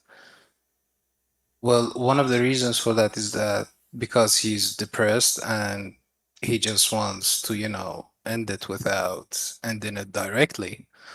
Because recently he converted to Christianity, he became a believer. So my question is that a form of suicide? And what's your advice? How can I deal with No, this? we should not. No, he should not do that. Like I joined the army, and I've been in the army, but I did not join because I want to finish my life. I joined because I want to defend, and even though it might cost me my life. So, like even I mentioned, I don't mind if the Israeli accept me to join them and go and fight those terrorists. But this is not because I hate my life or because I'm not happy, but because I believe this is a good duty, a good mission to do. Something worth to die for, something worth to live for, because we live and we will die anyway. But we don't go because we want to die. We go because we want to live. So when I die, other people live. So the most noble thing is that you defend others so they can live. So you have to have a noble reason to do things, not because you hate your life. Otherwise, you are just being an idiot, So this is the wrong thing to do, and he will not even be successful there, because the first guy shooting, he will stand up, he will get shot. So what's the point? Either you are going to That's be true. a soldier, useful, bring victory to the nation you are fighting for, or you will bring shame. So a person who want to just die, he will bring shame. A person who want to live, by giving his life, you live.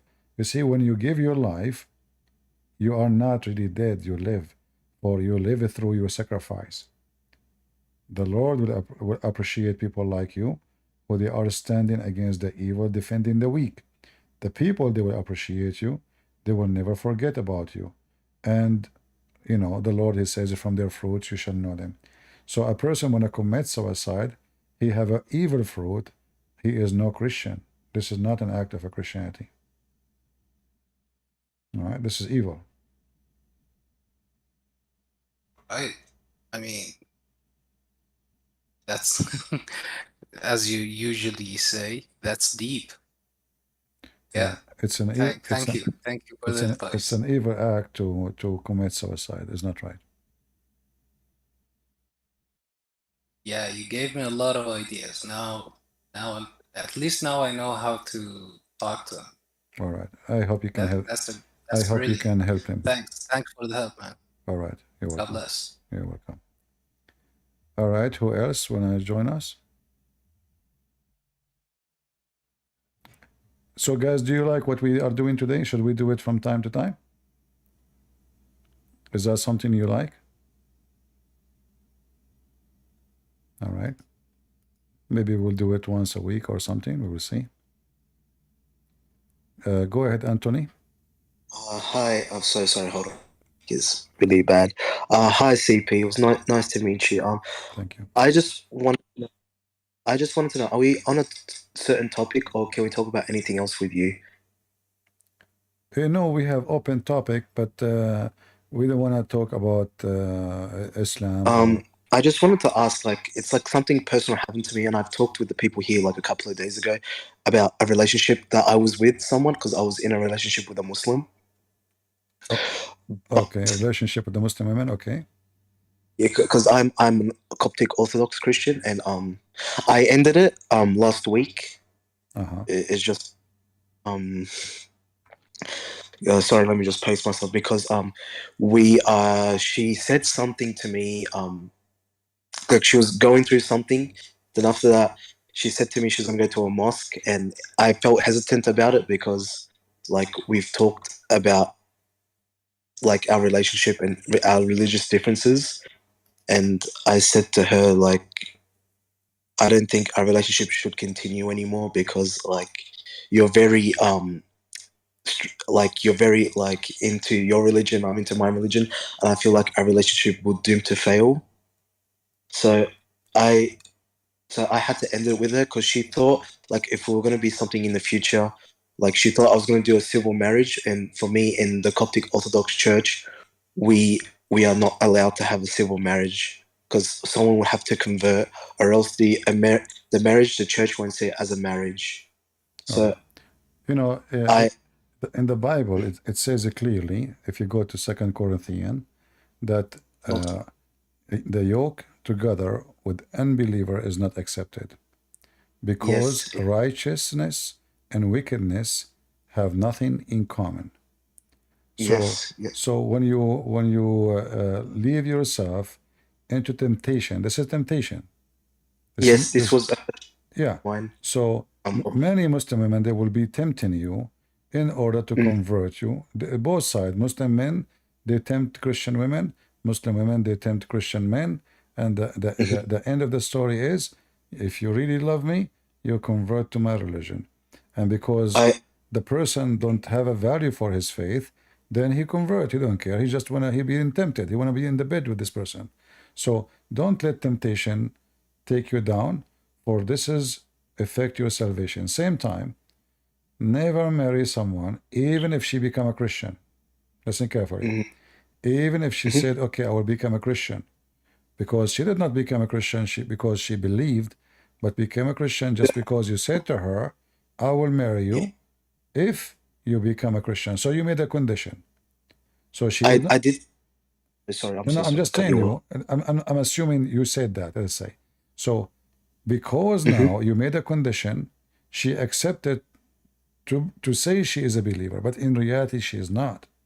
So that is that is very dangerous, because you marry her today, tomorrow she start teaching her kids the wickedness of Islam. You know, so you can marry a convert, a woman she convert to Jesus before she know you, or she love you, or she met you, which means her conversion have nothing to do with being with the man. You know what I mean? Yes, I did say to her, relationship, like, don't do it because you love me. Do it in your own will. I said to her very strictly, like, don't do it because you love me. Do it if you want to know Jesus Christ, if you want to know about it. And she said the same thing to me. She won't force me, and I won't force her, because we do not force anyone. Yeah, but this is even if she don't care, and even if you say I don't care, and then you get married, this will be a very awkward marriage, and your kids will be lost, and you will destroy your family, because everybody have his own idea about what is right, what's wrong, what is God, what is not God. So don't go there. And a Christian man, a Christian woman, they should not be with someone not a believer, and this is against the Bible totally, and it's clear in the Bible. Marriage cannot be between two people who don't believe in the same God, because simply marriage in Christianity is a unity by God. So if she have a God is not my God, how we will have the unity? Marriage in Christianity is not a contract. It's not a sex contract. So her marriage is a contract. Your marriage, it is not. Yeah, right? I agree. Yes, 100%. All right. Well, I hope you receive the advice, and for sure it's up to you to take. Thank you, You're welcome. Thank you. All right. Do we have any other person want to join us?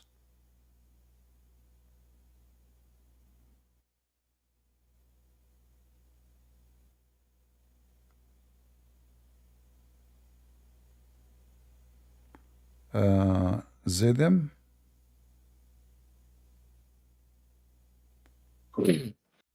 Yeah, that's right, Zeta.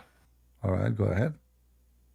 I've been listening to your stream for just before Ramadan, and my perspective has completely changed after having gone completely apostate.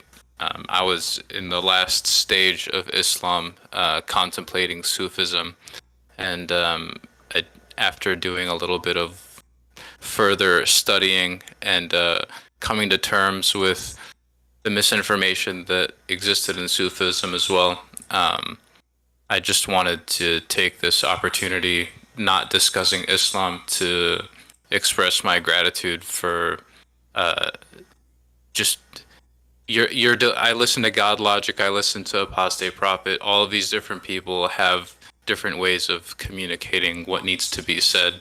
But I feel like the way that you deliver the information resonates with me personally in a way that I feel like I can communicate with other people that were struggling like I was. And I've seen people realize the falsehood of Islam in this server, and I just want to I know that you're not one for receiving praise or appreciation, but I couldn't help but take this chance to do that, because it's changed my life, and I've seen people's lives change in this VC, and there's not much else I can do but give gratitude to God and give gratitude for the people in service of God like yourself. And I can only hope that the people in this VC are inspired to do something similar. I certainly am. And I think that's the extent of what I felt like I needed to say. Well, I appreciate your kind words. And yes, I don't like people to come and say to me, thank you, etc. But if this is make you feel better, that's fine. What we do here,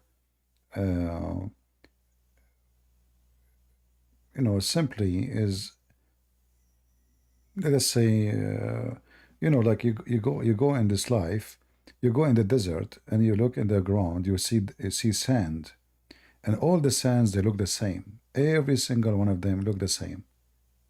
Why? Because our vision is short. If you go and get closer and you put them under the microscope, you will find that every single piece of this dirt look totally different from the other one. So when we are far away from the object, we see the object totally different. The more we get closer to it, we see it the opposite of what we saw before. The same when you look at the mountain, there's a few trees, you think the whole mountain is covered by a tree. You go and you walk inside the mountain, you see a lot of empty space inside the mountain, but yet when you were down, you thought the whole mountain covered by trees. And this is how a human being is. So I try my best to help the human being to get close to himself, to reality, and to see what I see, because sadly most of us, we read, but we don't understand. And we don't even read the words carefully. We don't try to understand what is between the words or behind the words. So I try to share my experience with people so they can, let us say, get the skills of knowing things so they can make decision by their own. The same as what you said about yourself. I feel that. All right. Well, thank you, brother. God bless you. And I'm happy that you decide to leave Islam and you are being saved. Thank you. God bless you in your efforts. I'll be in the audience. All right. Thank you. All right. Peace. I saw someone said, want to talk? Ever or Everly, something like that. Who want to talk next?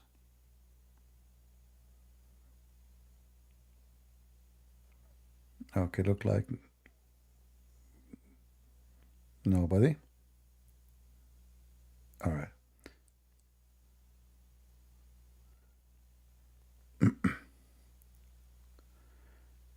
you know, life, God, He gave us eyes, but doesn't mean we see with them, you know, because we decide what to do with those eyes. We always see what we like to see. And I will give you a very simple example. I don't want to hurt the feeling of women, but women, when they look at the mirror, she see herself beautiful because she decided to see herself beautiful. It doesn't matter really how she look like. She take pictures of herself, she takes selfie, she is so happy, she put makeup, well, she see herself beautiful. But she look at different women, and maybe that woman, she is more pretty than her, but she see her ugly. How that can happen?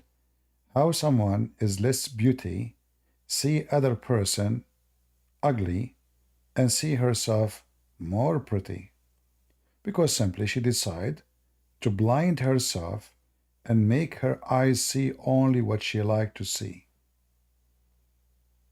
And this is what we do to ourselves always in life. We blind our eyes and we see only what we like. Anything is going to hurt our eyes, even ideas in our head, we blind them. We don't want to think about them. Let us say we have something in past, we did something bad. So what we do, we throw that things in a dark corner in our brain. We don't want to think about it. So always we have a blind spot in our vision. And sometimes those blind spots, they can be deadly because we decide to become blind, and we will do, because of that, we can do a very wrong, bad decisions, and we will not be successful in life. So you have to teach yourself to see things as it is, and to be, let us say, you criticize yourself. If you cannot criticize yourself, you will not be something good in the future. Because this is how you correct yourself. If you think always you are right, if you think you are always the best, if you think you are the smartest, well, that means you are the foolish or the most foolish.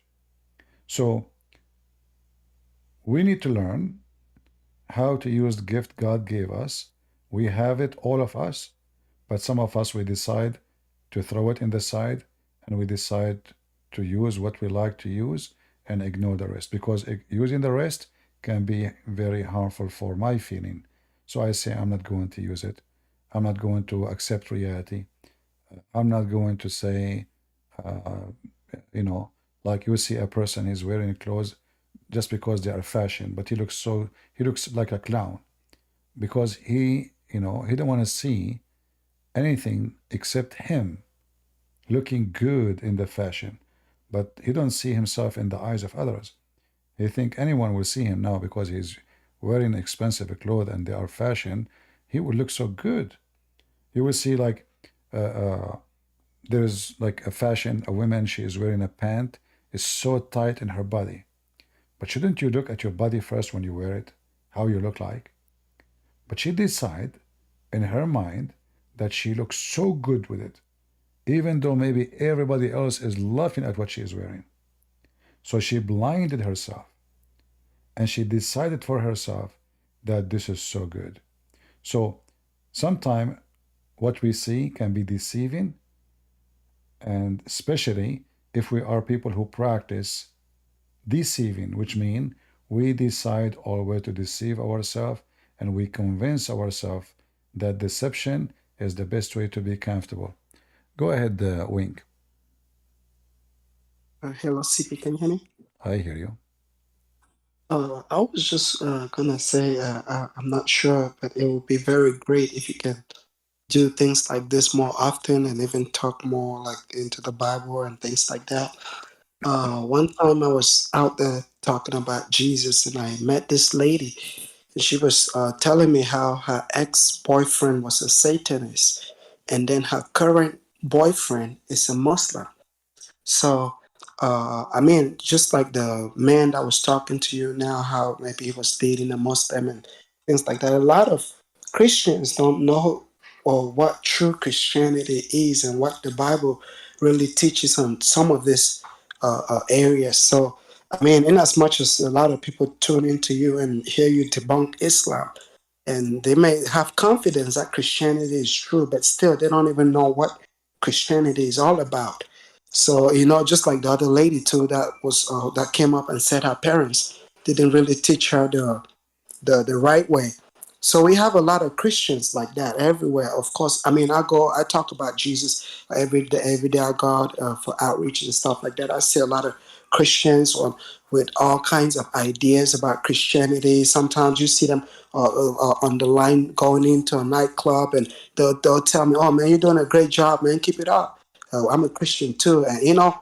So I think it's very important for if you can try to make out time and try to talk to Christians more and educate them more about Christianity, about what God expects from them. I think that will also really help other people to know what they need to do and to fix some of the mess they have in their lives.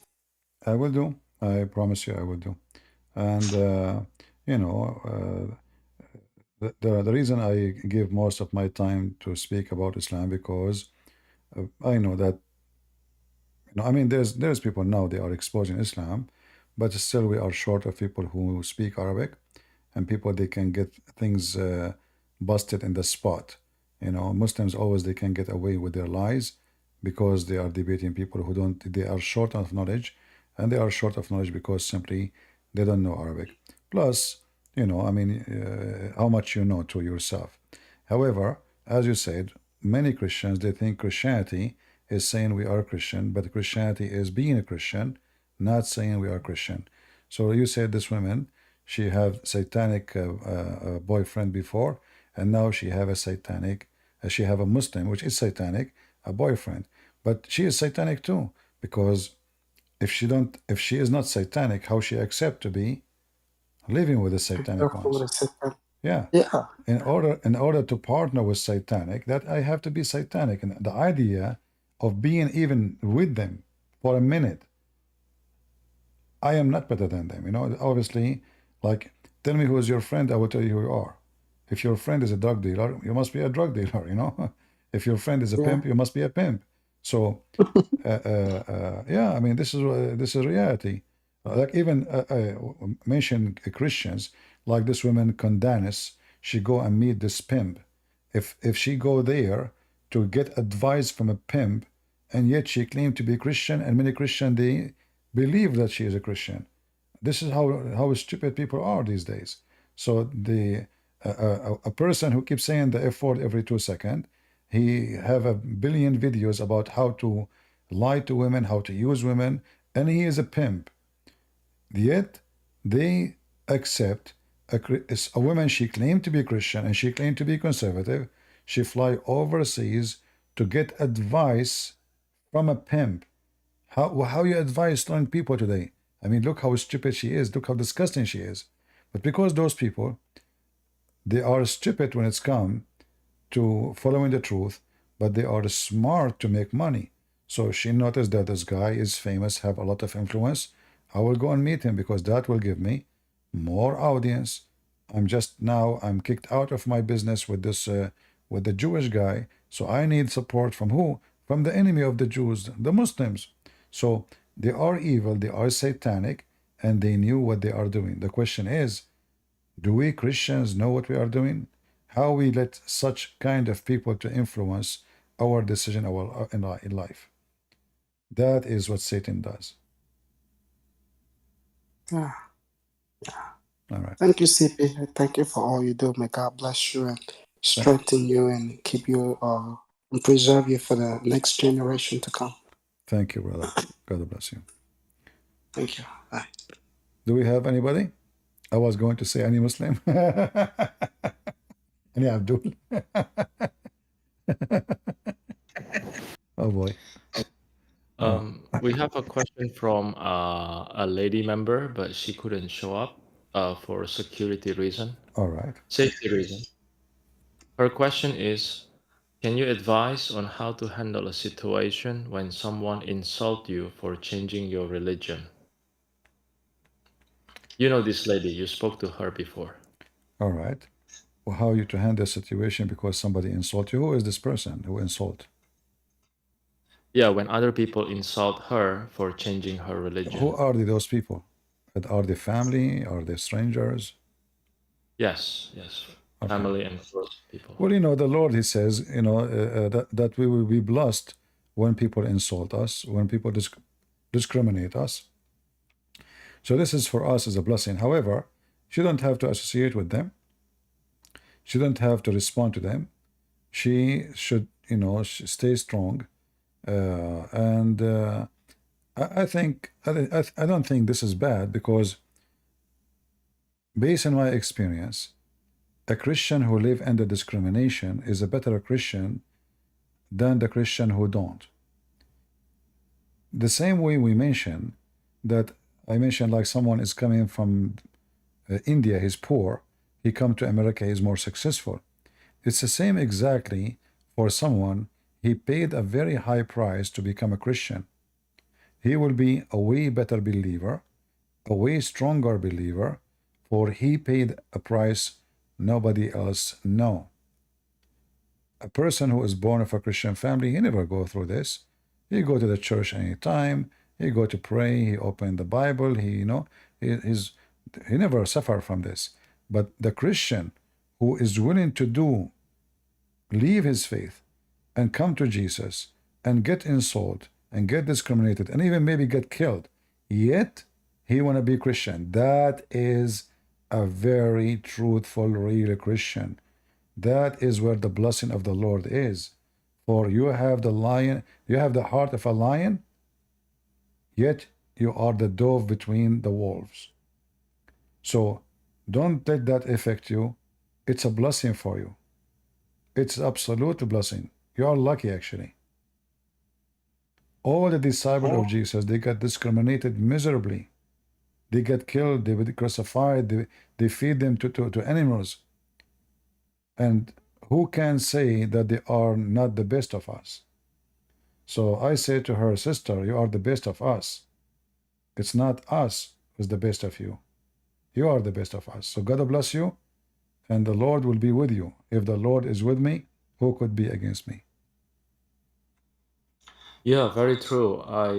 I have to admit I'm jealous of them sometimes, because I was raised in a Christian family, maybe like you a little bit, and we drink water, and when I believe in Christ, I drank more water, but they were thirsty. They were literally drinking poison. So I'm jealous of, that change a little bit sometimes. So yeah. Thank you, CP. All right, you're welcome. Gofian? Kwafian, are you there? Hello? Kofian, I'm not sure how to say your name. Are you there? We don't hear you, my friend.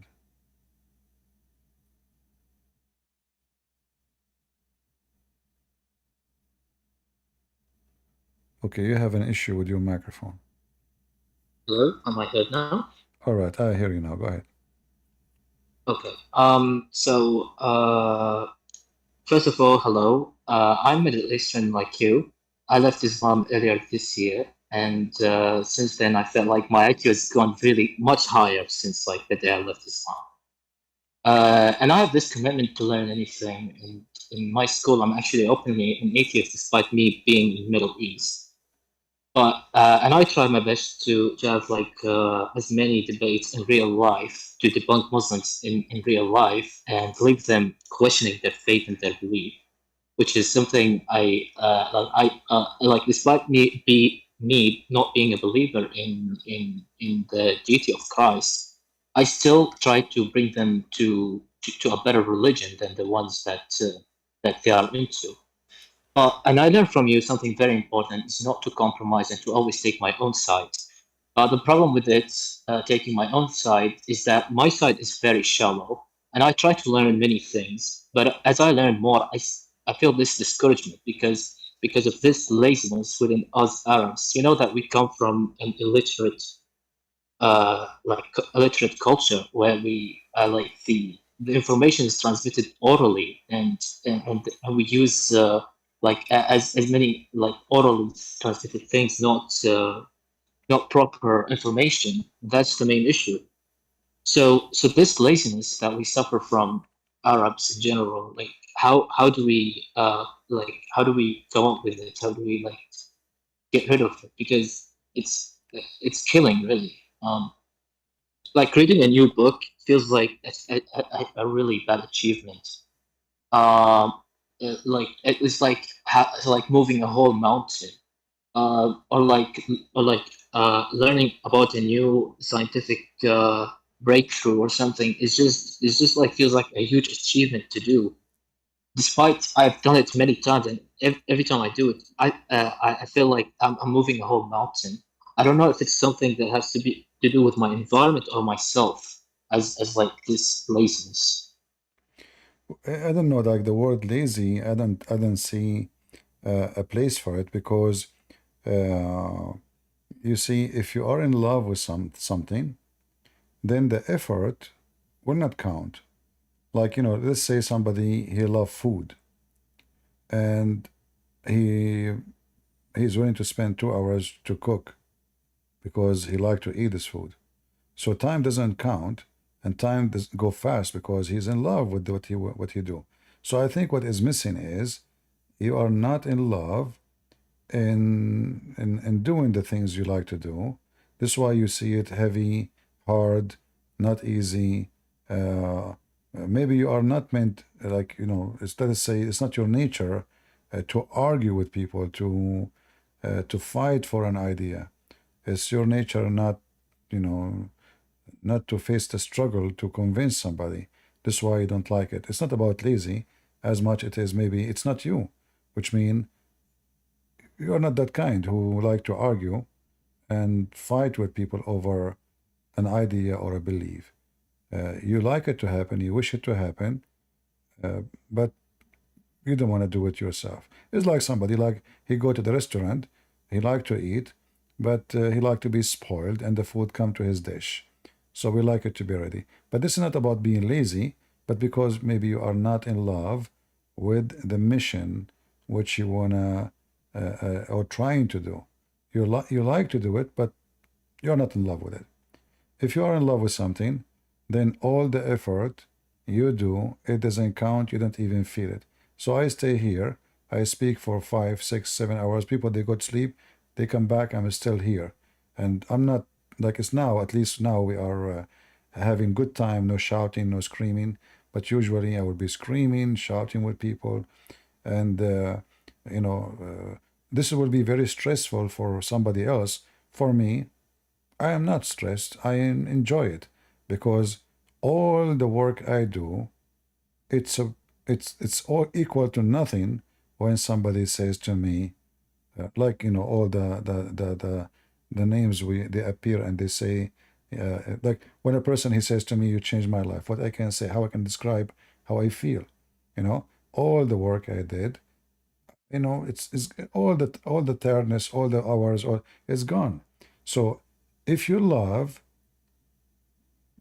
to change the life of people, then you need to know that there is nothing called lazy.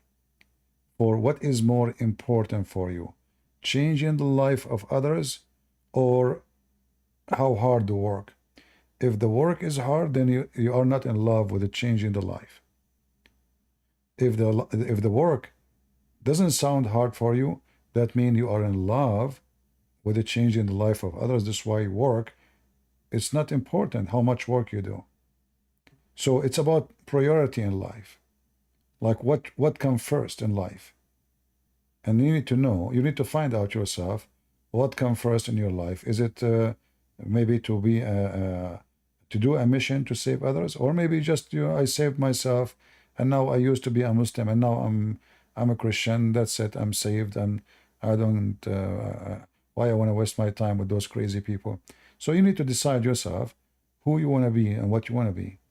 And I advise you not to give up. It is hard. It's not easy. It might need some time. It might need some patience. But one day, when you were able to change the life of somebody, you will see how priceless the feeling you will have. Because finally, it's not only somebody change your life, it is you now changing the life of others. And that will be amazing transformation in your life from being someone who receive only to someone who give to others. And that is the best noble thing you can do in your life. So I'm happy for you that you left Islam, but I advise you not to give up, have patience, and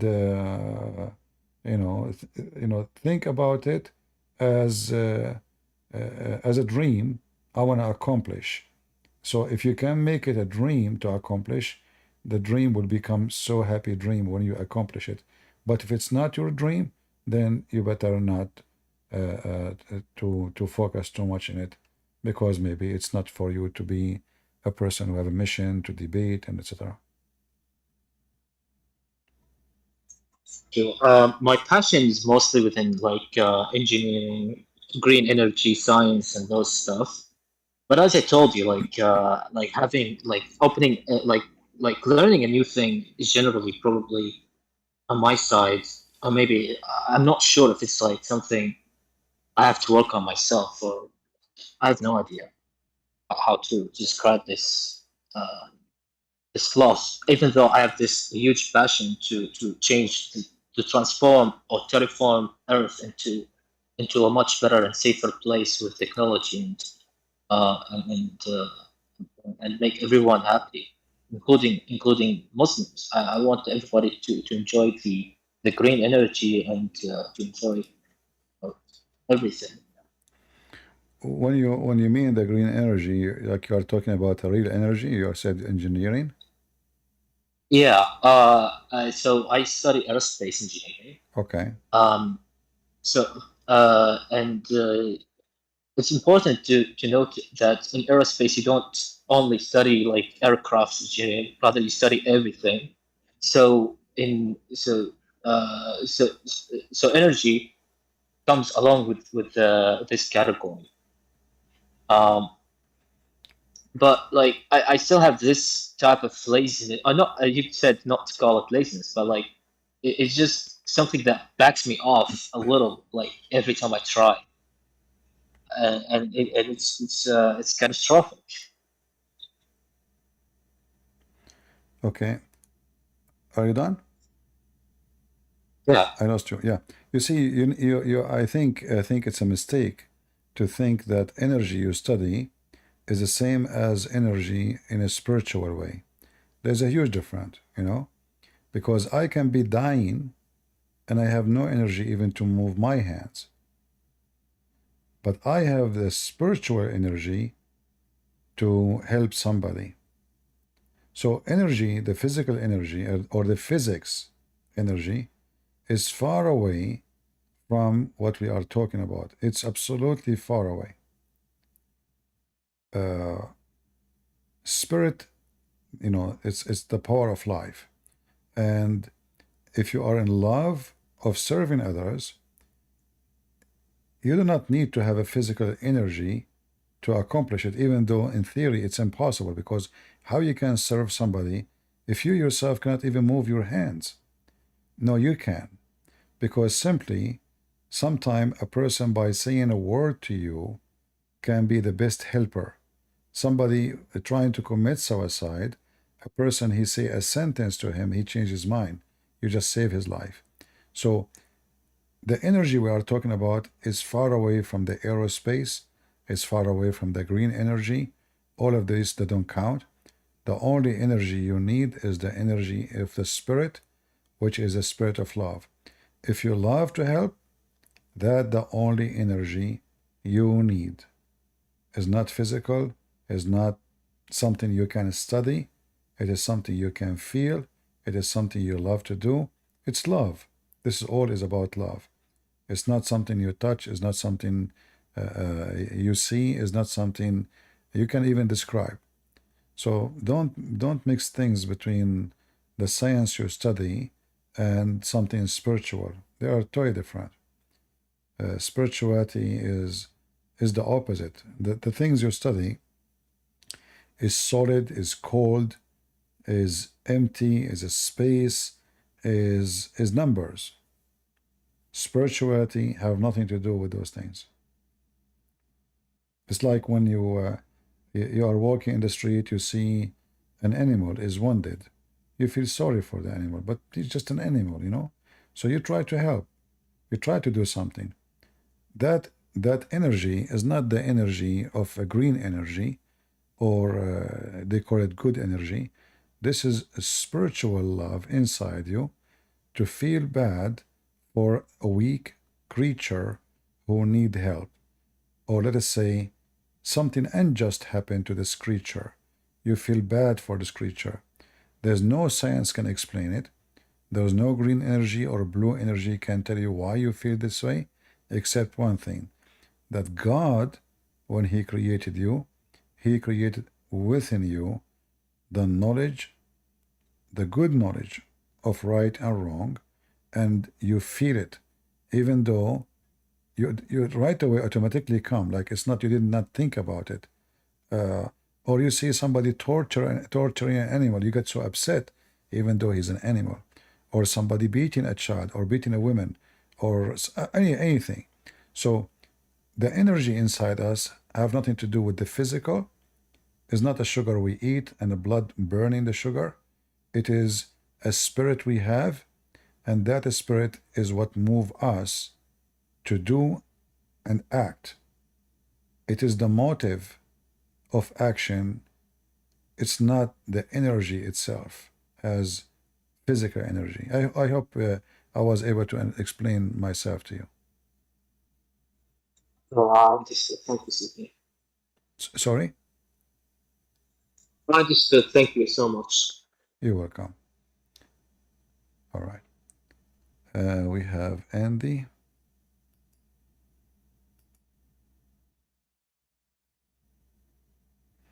Like I believe, like once I was in different country, and the driver, he says to me, he believe in good energy. So I said to him, well, good energy can kill you. He said, like what? I said, is electricity good energy? He said, yes. You know, electricity, we need it in hospital, we need it for lighting, we use it for elevator, we use it for the car. I mean, it's a good energy, but the same good energy can be the very deadly energy. So the idea of good energy is a false idea, because the energy is a blind. It's how you use it. It's not the energy itself is good. You know what I mean? So I can use electricity to kill, but I can use electricity to save. I can use electricity to carry me, to move me, to serve me. So, and the manual of the material I'm using is the one guide me to how to use it. It's not the opposite. So the one who believe in a good energy, who is guiding who? The good energy guiding you? It's an energy. Energy is just a plain physic. It's not something spiritual. Go ahead, Andy. Hi, CP. We spoke before a long time ago, also in one of those cafe sessions. But of course, you won't remember. But yeah, my name is Andrew, and I'm located in Germany, originally Coptic. And I learn a lot from you, and I really appreciate what you're doing. So sometimes you're upset with people, but I tell you what you do helps a lot, I think. I have, of course, many questions, but I don't want to take too much time for you. But one thing I really struggle with, one of the questions I don't have any answers for, I would say, when it comes to Jesus, you know, coming and the story of salvation, I always ask my question, okay, why wasn't it immediately after the fall? Like, why would it require this exact process? Why wouldn't it be just, you know, the God the Father would say? So this whole process, for me, it seems like God can do anything. So why wouldn't He have done it differently? That's, I think, the question that I don't have any answer for. All right. Well, if I use your logic, then I should say, why even Jesus need to come? From the time of Adam, God make decision, and there's no more babies, and no more women and childrens, and no more men, and it's over. Or what about why God, he finished Noah with everybody else, and that's it, the earth is over. Or what we can say, well, why Jesus did not come in the time of Moses? So we can say a billion why. But I say to you that God, because he is merciful, and he gave us the free will of a choice to be or not to be. So if we remember the story of Sodom and Gomorrah, if there is only 70 decent people in the town will not be burned. So what God is saying to us, I will not finish my, let us say, I'm not going to give up my hope on you until you give up my command, until you give up on me. You don't want me no more. Then the day will come. So the coming day of Christ is something we decide, for the faster we commit sin and the faster we corrupt this earth, the faster the Christ is going to come back and do the day of judgment. For then everybody, there's nobody left did not get his opportunity. The earth is totally doomed. So when you ask yourself those questions, which I found invalid, nothing wrong with asking questions, but the question is, the Messiah, the plan is deeper than just why not now, not why not right away. Well, God, he gave the opportunity for every human being to prove or improve himself, either by saying yea or nay. So the one who say yea, he will go with the Lord, and the one who say nay, he will not. And until the whole earth is, let us say, doomed by sin and evil, that day will not happen. This is why the Messiah, he mentioned, when this and this and this and this and this generation, which means the last generation who witnessed those things, then the Son of Man, the Lord, the Messiah, he will come. So this is not about confusing. This is the very wise wisdom of God, which is very clear for me. It is the reason for it. Why, like, is it fair that God will? What about me? I don't have the right to exist. Why?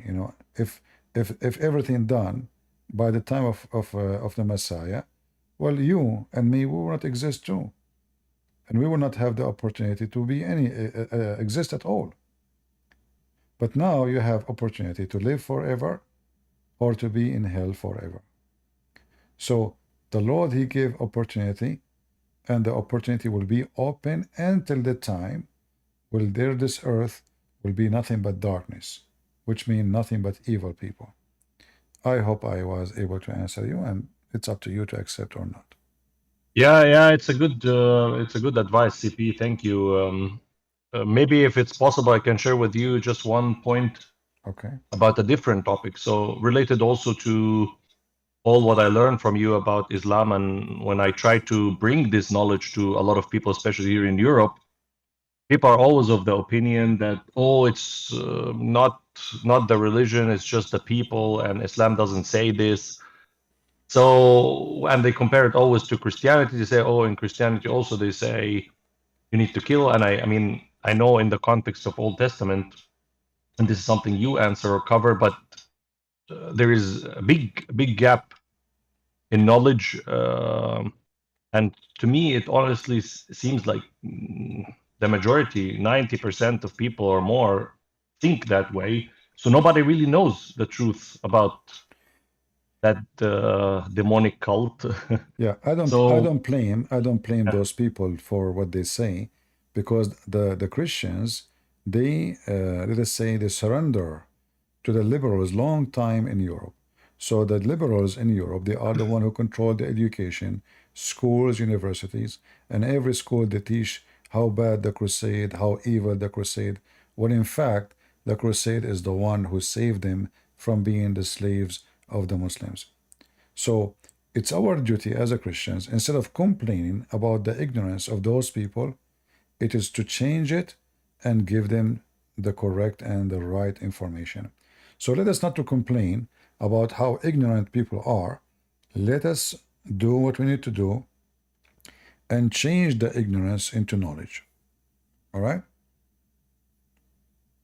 Yeah, thanks, CP. I actually work on this topic in a let's say semi-professional manner. I cannot say much about it, but I'm doing something actively, also with a lot of what I learned from you. So, yeah, thanks a lot. And I don't want to take more time. I want to give the opportunity for other people to speak.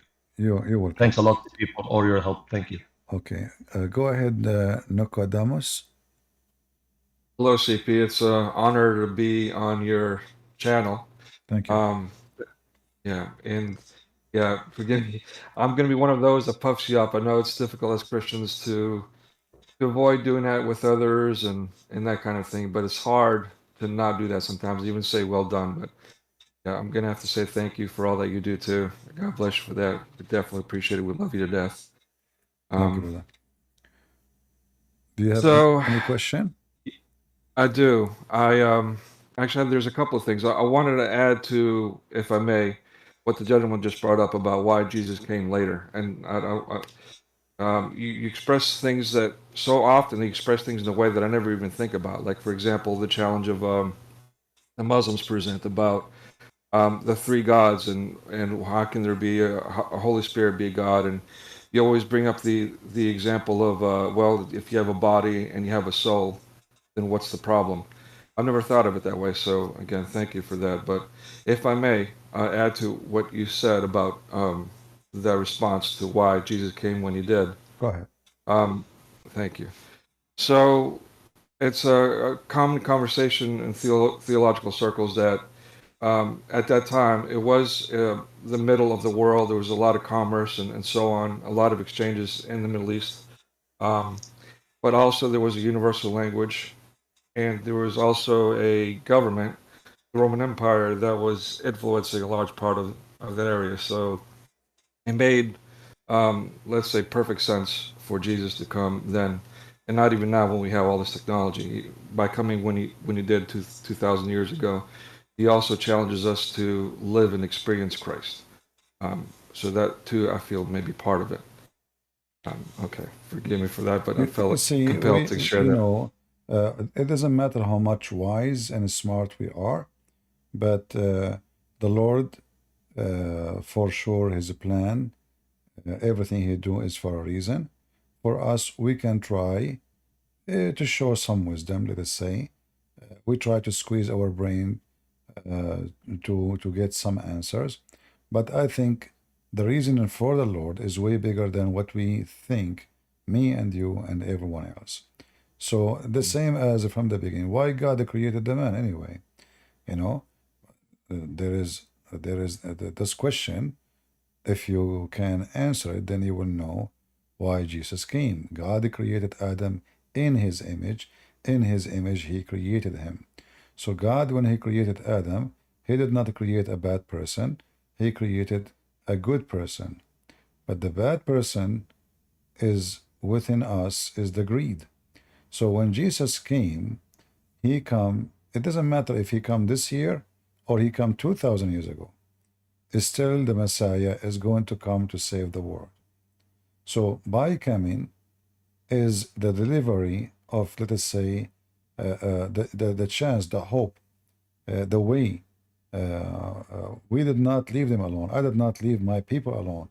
I'm going to come and help them and save them. So nothing changed. Those who die before the Messiah and they die in the hope of the Messiah, they will be saved because they believe in him. Those who died and they believe the Messiah, after he come, they will be saved and because they believe in him. And those who will burn tomorrow and they die, believe in the Messiah, is the same.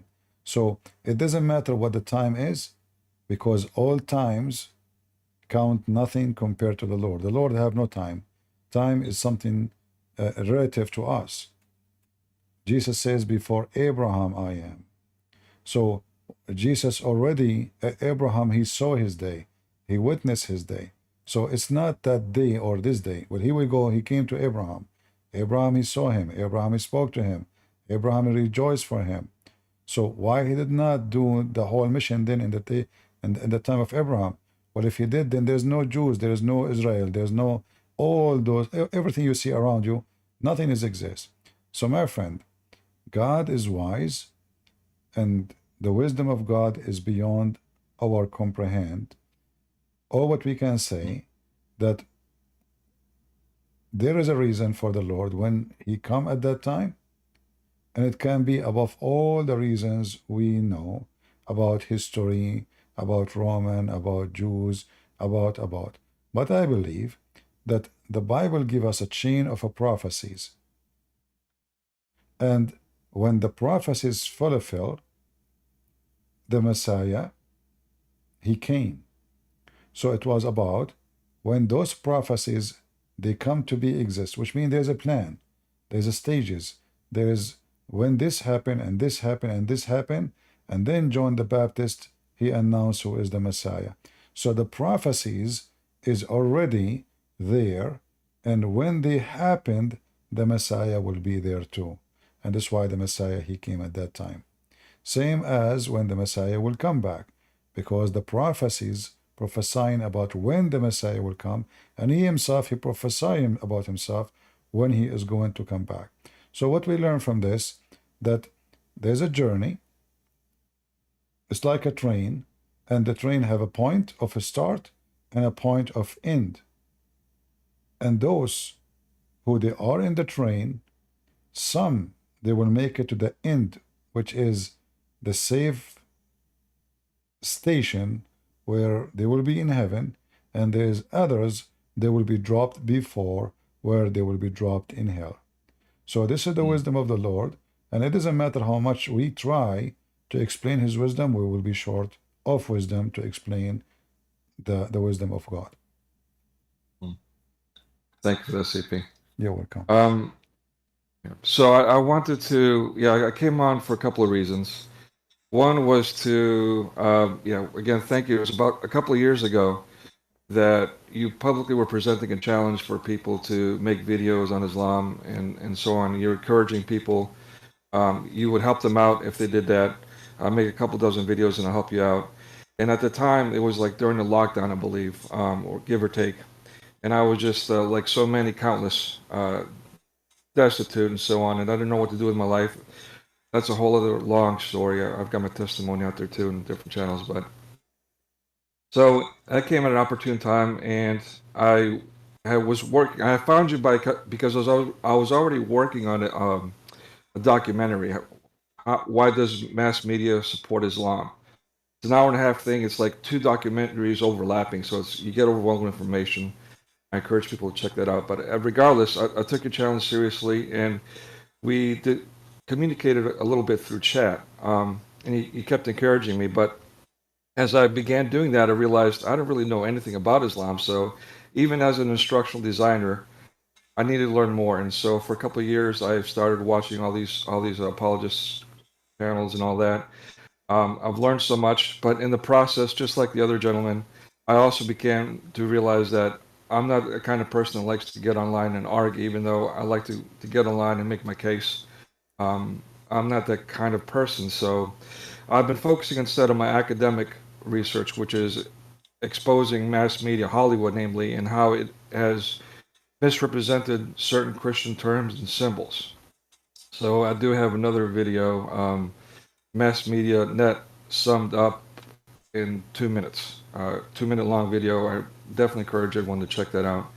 And I want to thank you for that challenge. I have made some videos on Islam and to such. I've interviewed ex-Muslims who've helped me out, but nothing what I was originally planning. So I guess my point is, CP, how about that promotion that you were talking about 2 years ago? Any chance we could get some kind of plug or some encouragement for people to check out my work and that kind of thing? Keep me going. Yeah, well, I don't know if you have a link or something you like to post in Discord, feel free. All right. Okay, thank you. Yeah. Yes, sir. One more thing on a personal note. There was something that I wanted to talk to you about, given this opportunity, but I don't want to be like a tourist and also blindside you. So, is there a way that I can contact you personally to ask you about something that's been plaguing me that I wanted to ask you for a while instead of doing it You publicly? can email me in Patreon. Patreon. You do not need to donate. Okay. You know, it's for free. You can send me a message there. Yeah. All right. Thank you, sir. Thank you again so much. God bless you. You're welcome, and thank you for what you are doing. Thank you. All right, Everly, Hi, CP. how are you? Fine, how are you? I'm better than you. Are you better than me? I think you are better. No, I think it's good to think that you are better than me. You should say I'm better than you. Don't be shy, you know. Yeah, you see, always, like don't be shy to say yes, I'm better than you, because I believe I believe that if you have the spirit to feel that you are better, and it's not about the greed or about being selfish. I'm feeling like I feel better than you, and you can make it even a switch to be a positive thing. So you can say I'm better than you because I support you more than you support yourself. So you see, you can switch something supposed to look like you are being selfish into something look like wonderful. So better here, it might appear it is about I am so proud of myself, but in reality, I might be able to switch it to something totally the opposite, to be proud of you. So do you see how language can work? Yes. All right. All right. I hope I did not give you a headache before you start. Go ahead. No. All right. I don't know. I don't know if it's actually the right question to ask, but I mean, I want to ask you that why, I mean, some men, especially religious men, why they hate women so much? Why what? And Why what? why some men, especially religious men, hate women so much? Like who?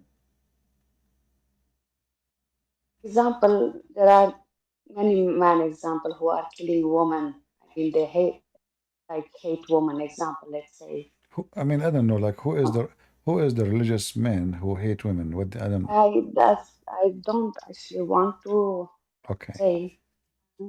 Yeah. You I know, mean, but being I hope you religious. understand. Being religious is, I mean, it's about you understanding what God He gave us, and God He created the women. So if I hate women, that means I hate God who created the women.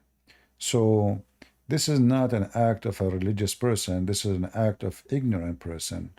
For like, should I hate what God created? I would hate only evil, a person can do, but not the person himself, or because of a gender. There's women, they are wonderful. There's women, they are not. There's men, they are wonderful. So can the religious Christian man say he hate Mary? No. No. Why he don't? If she's a woman too. So obviously, if there is a person like that, he's an idiot. He is not religious. He's not even Christian. All right? For he understand wrongly what women is. God himself, he chosen to come to us through a woman. So if we hate women and we don't want women, well, Jesus himself, he come to us through a woman. Her name is Mary. So such a person who do such an act, or he believe in such a thing, he is not a good Christian. Yes. All right. All right. I have another question. All right. Because I'm going to charge you, by the way. The meter is running. I take pesos. I take pesos. 5 pesos a question. I will just ask one more question. Okay. See, now she is afraid to ask more questions because she heard the word pesos. She don't want to ask no more. All right. What is the question? When I always heard that we have to forgive everyone, I mean, all the time, that we have to forgive anyone who do anything to us. Example, if someone do something very evil to a person, so, I mean, do we have to forgive? You see, Even if that person has done so much forgiveness, evil things. mhm. Forgiveness, Everly, is not done for the benefit of the person you forgive. It is done for your benefit. So you understand the word forgiveness in the wrong way. And let me explain to you. If somebody is evil, very evil, and if I keep my hatred for this person for what he have done, I'm not going to enjoy my life no more.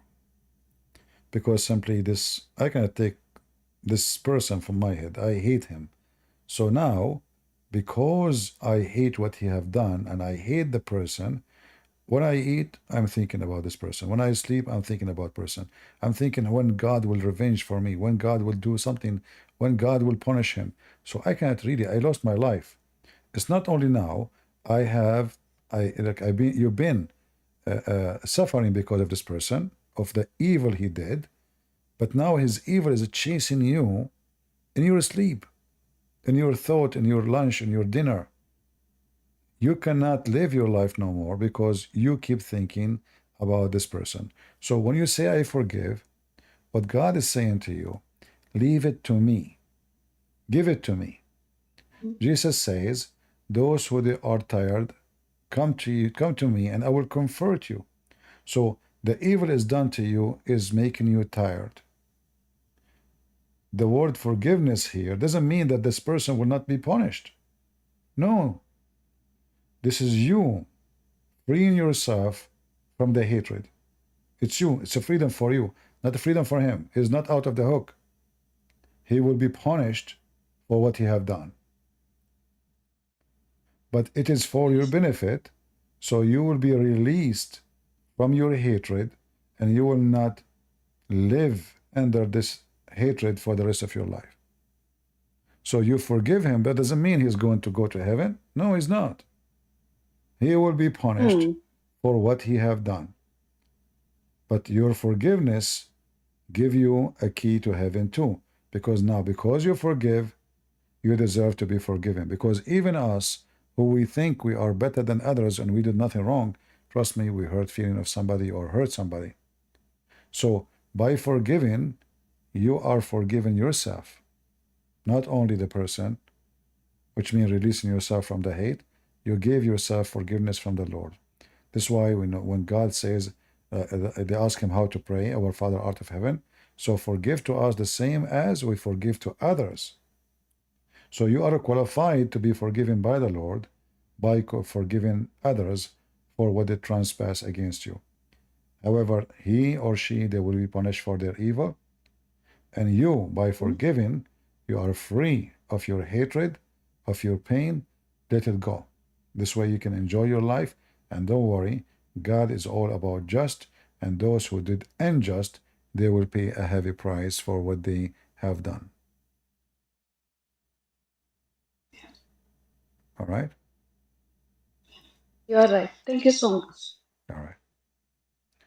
Bye-bye. Nicodemus, if you have a link for a video, what about you? Is it in your page in YouTube? People, they can click at your name and they can go there. Or maybe you can give the link for the admin, they can post it. Let us see. We have, I think, guys, maybe we should finish for today. It's getting very late for me and I will not be enough. Soon the sun will come and I will have difficulty to sleep. So is it okay, guys, if I finish for today? I see some hands are up. Do you allow me to go? All right. Because it's getting so late and I can tell we have way more people they want to join. You know, I promise you we will do more of this if this is what, leave your comment in YouTube.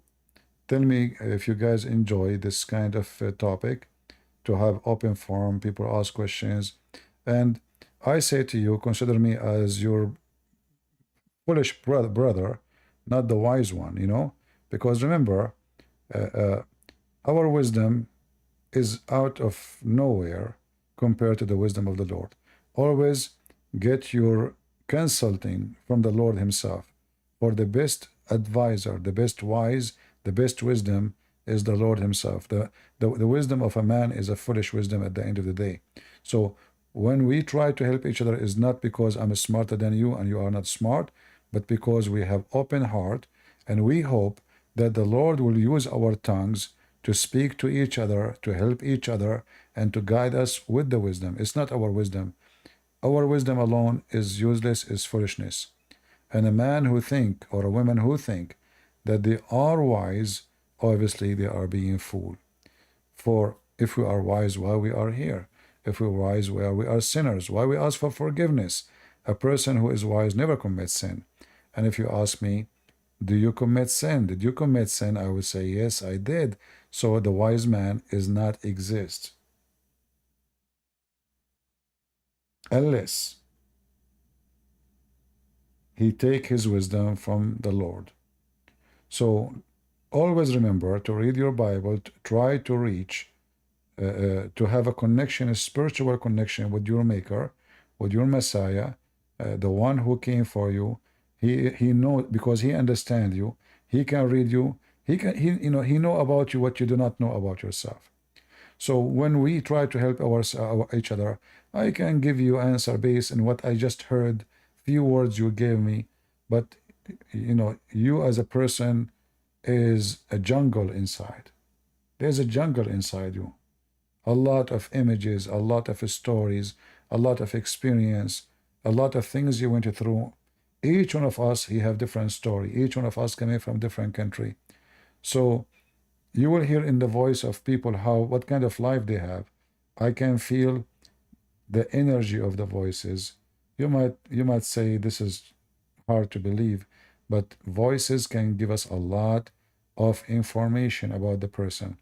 So it can tell you if he is shaky inside, if he is confident, if he is afraid, if he is worried, if he is happy, if he is sad, if he is young, if he is old, if he is. Your voice is you. And our voice can change. If we make our voice the voice of the Lord. So don't depend on just others. I advise you always to read the Bible, and I advise you to do something very, I believe it's very unique, very, very nice. When you feel you need read, don't read the Bible just because you have to. When you feel you love to read it, just hold the Bible in your hand and open it without thinking about which chapter is going to open for you. Just open random pages, and I assure you, in that page, there's a message from the Lord made for you specifically in that moment, at that day. So do that anytime you feel like you are in need, you need help, grab the Bible and close your eyes and open it. It doesn't matter what page, and see what that chapter will say to you. Every word of the Lord is a message of wisdom, a message to speak for us personally. It's not the same as the stupid Quran, somebody trying to make a rap song. It is something personal, it's something spiritual, it is very, very unique.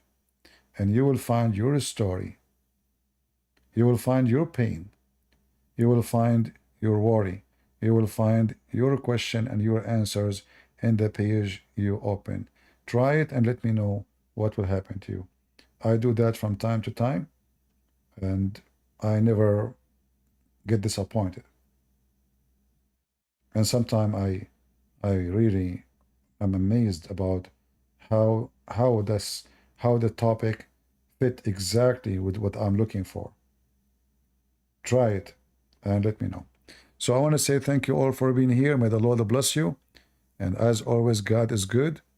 And I hope that this image, random image in the YouTube, the scenery did not annoy you, but better than putting something else. So I hope that was okay. So God is good. So is Jesus. I mean to that. And thank you for being here. Leave your comment and share and be part of the community and the family.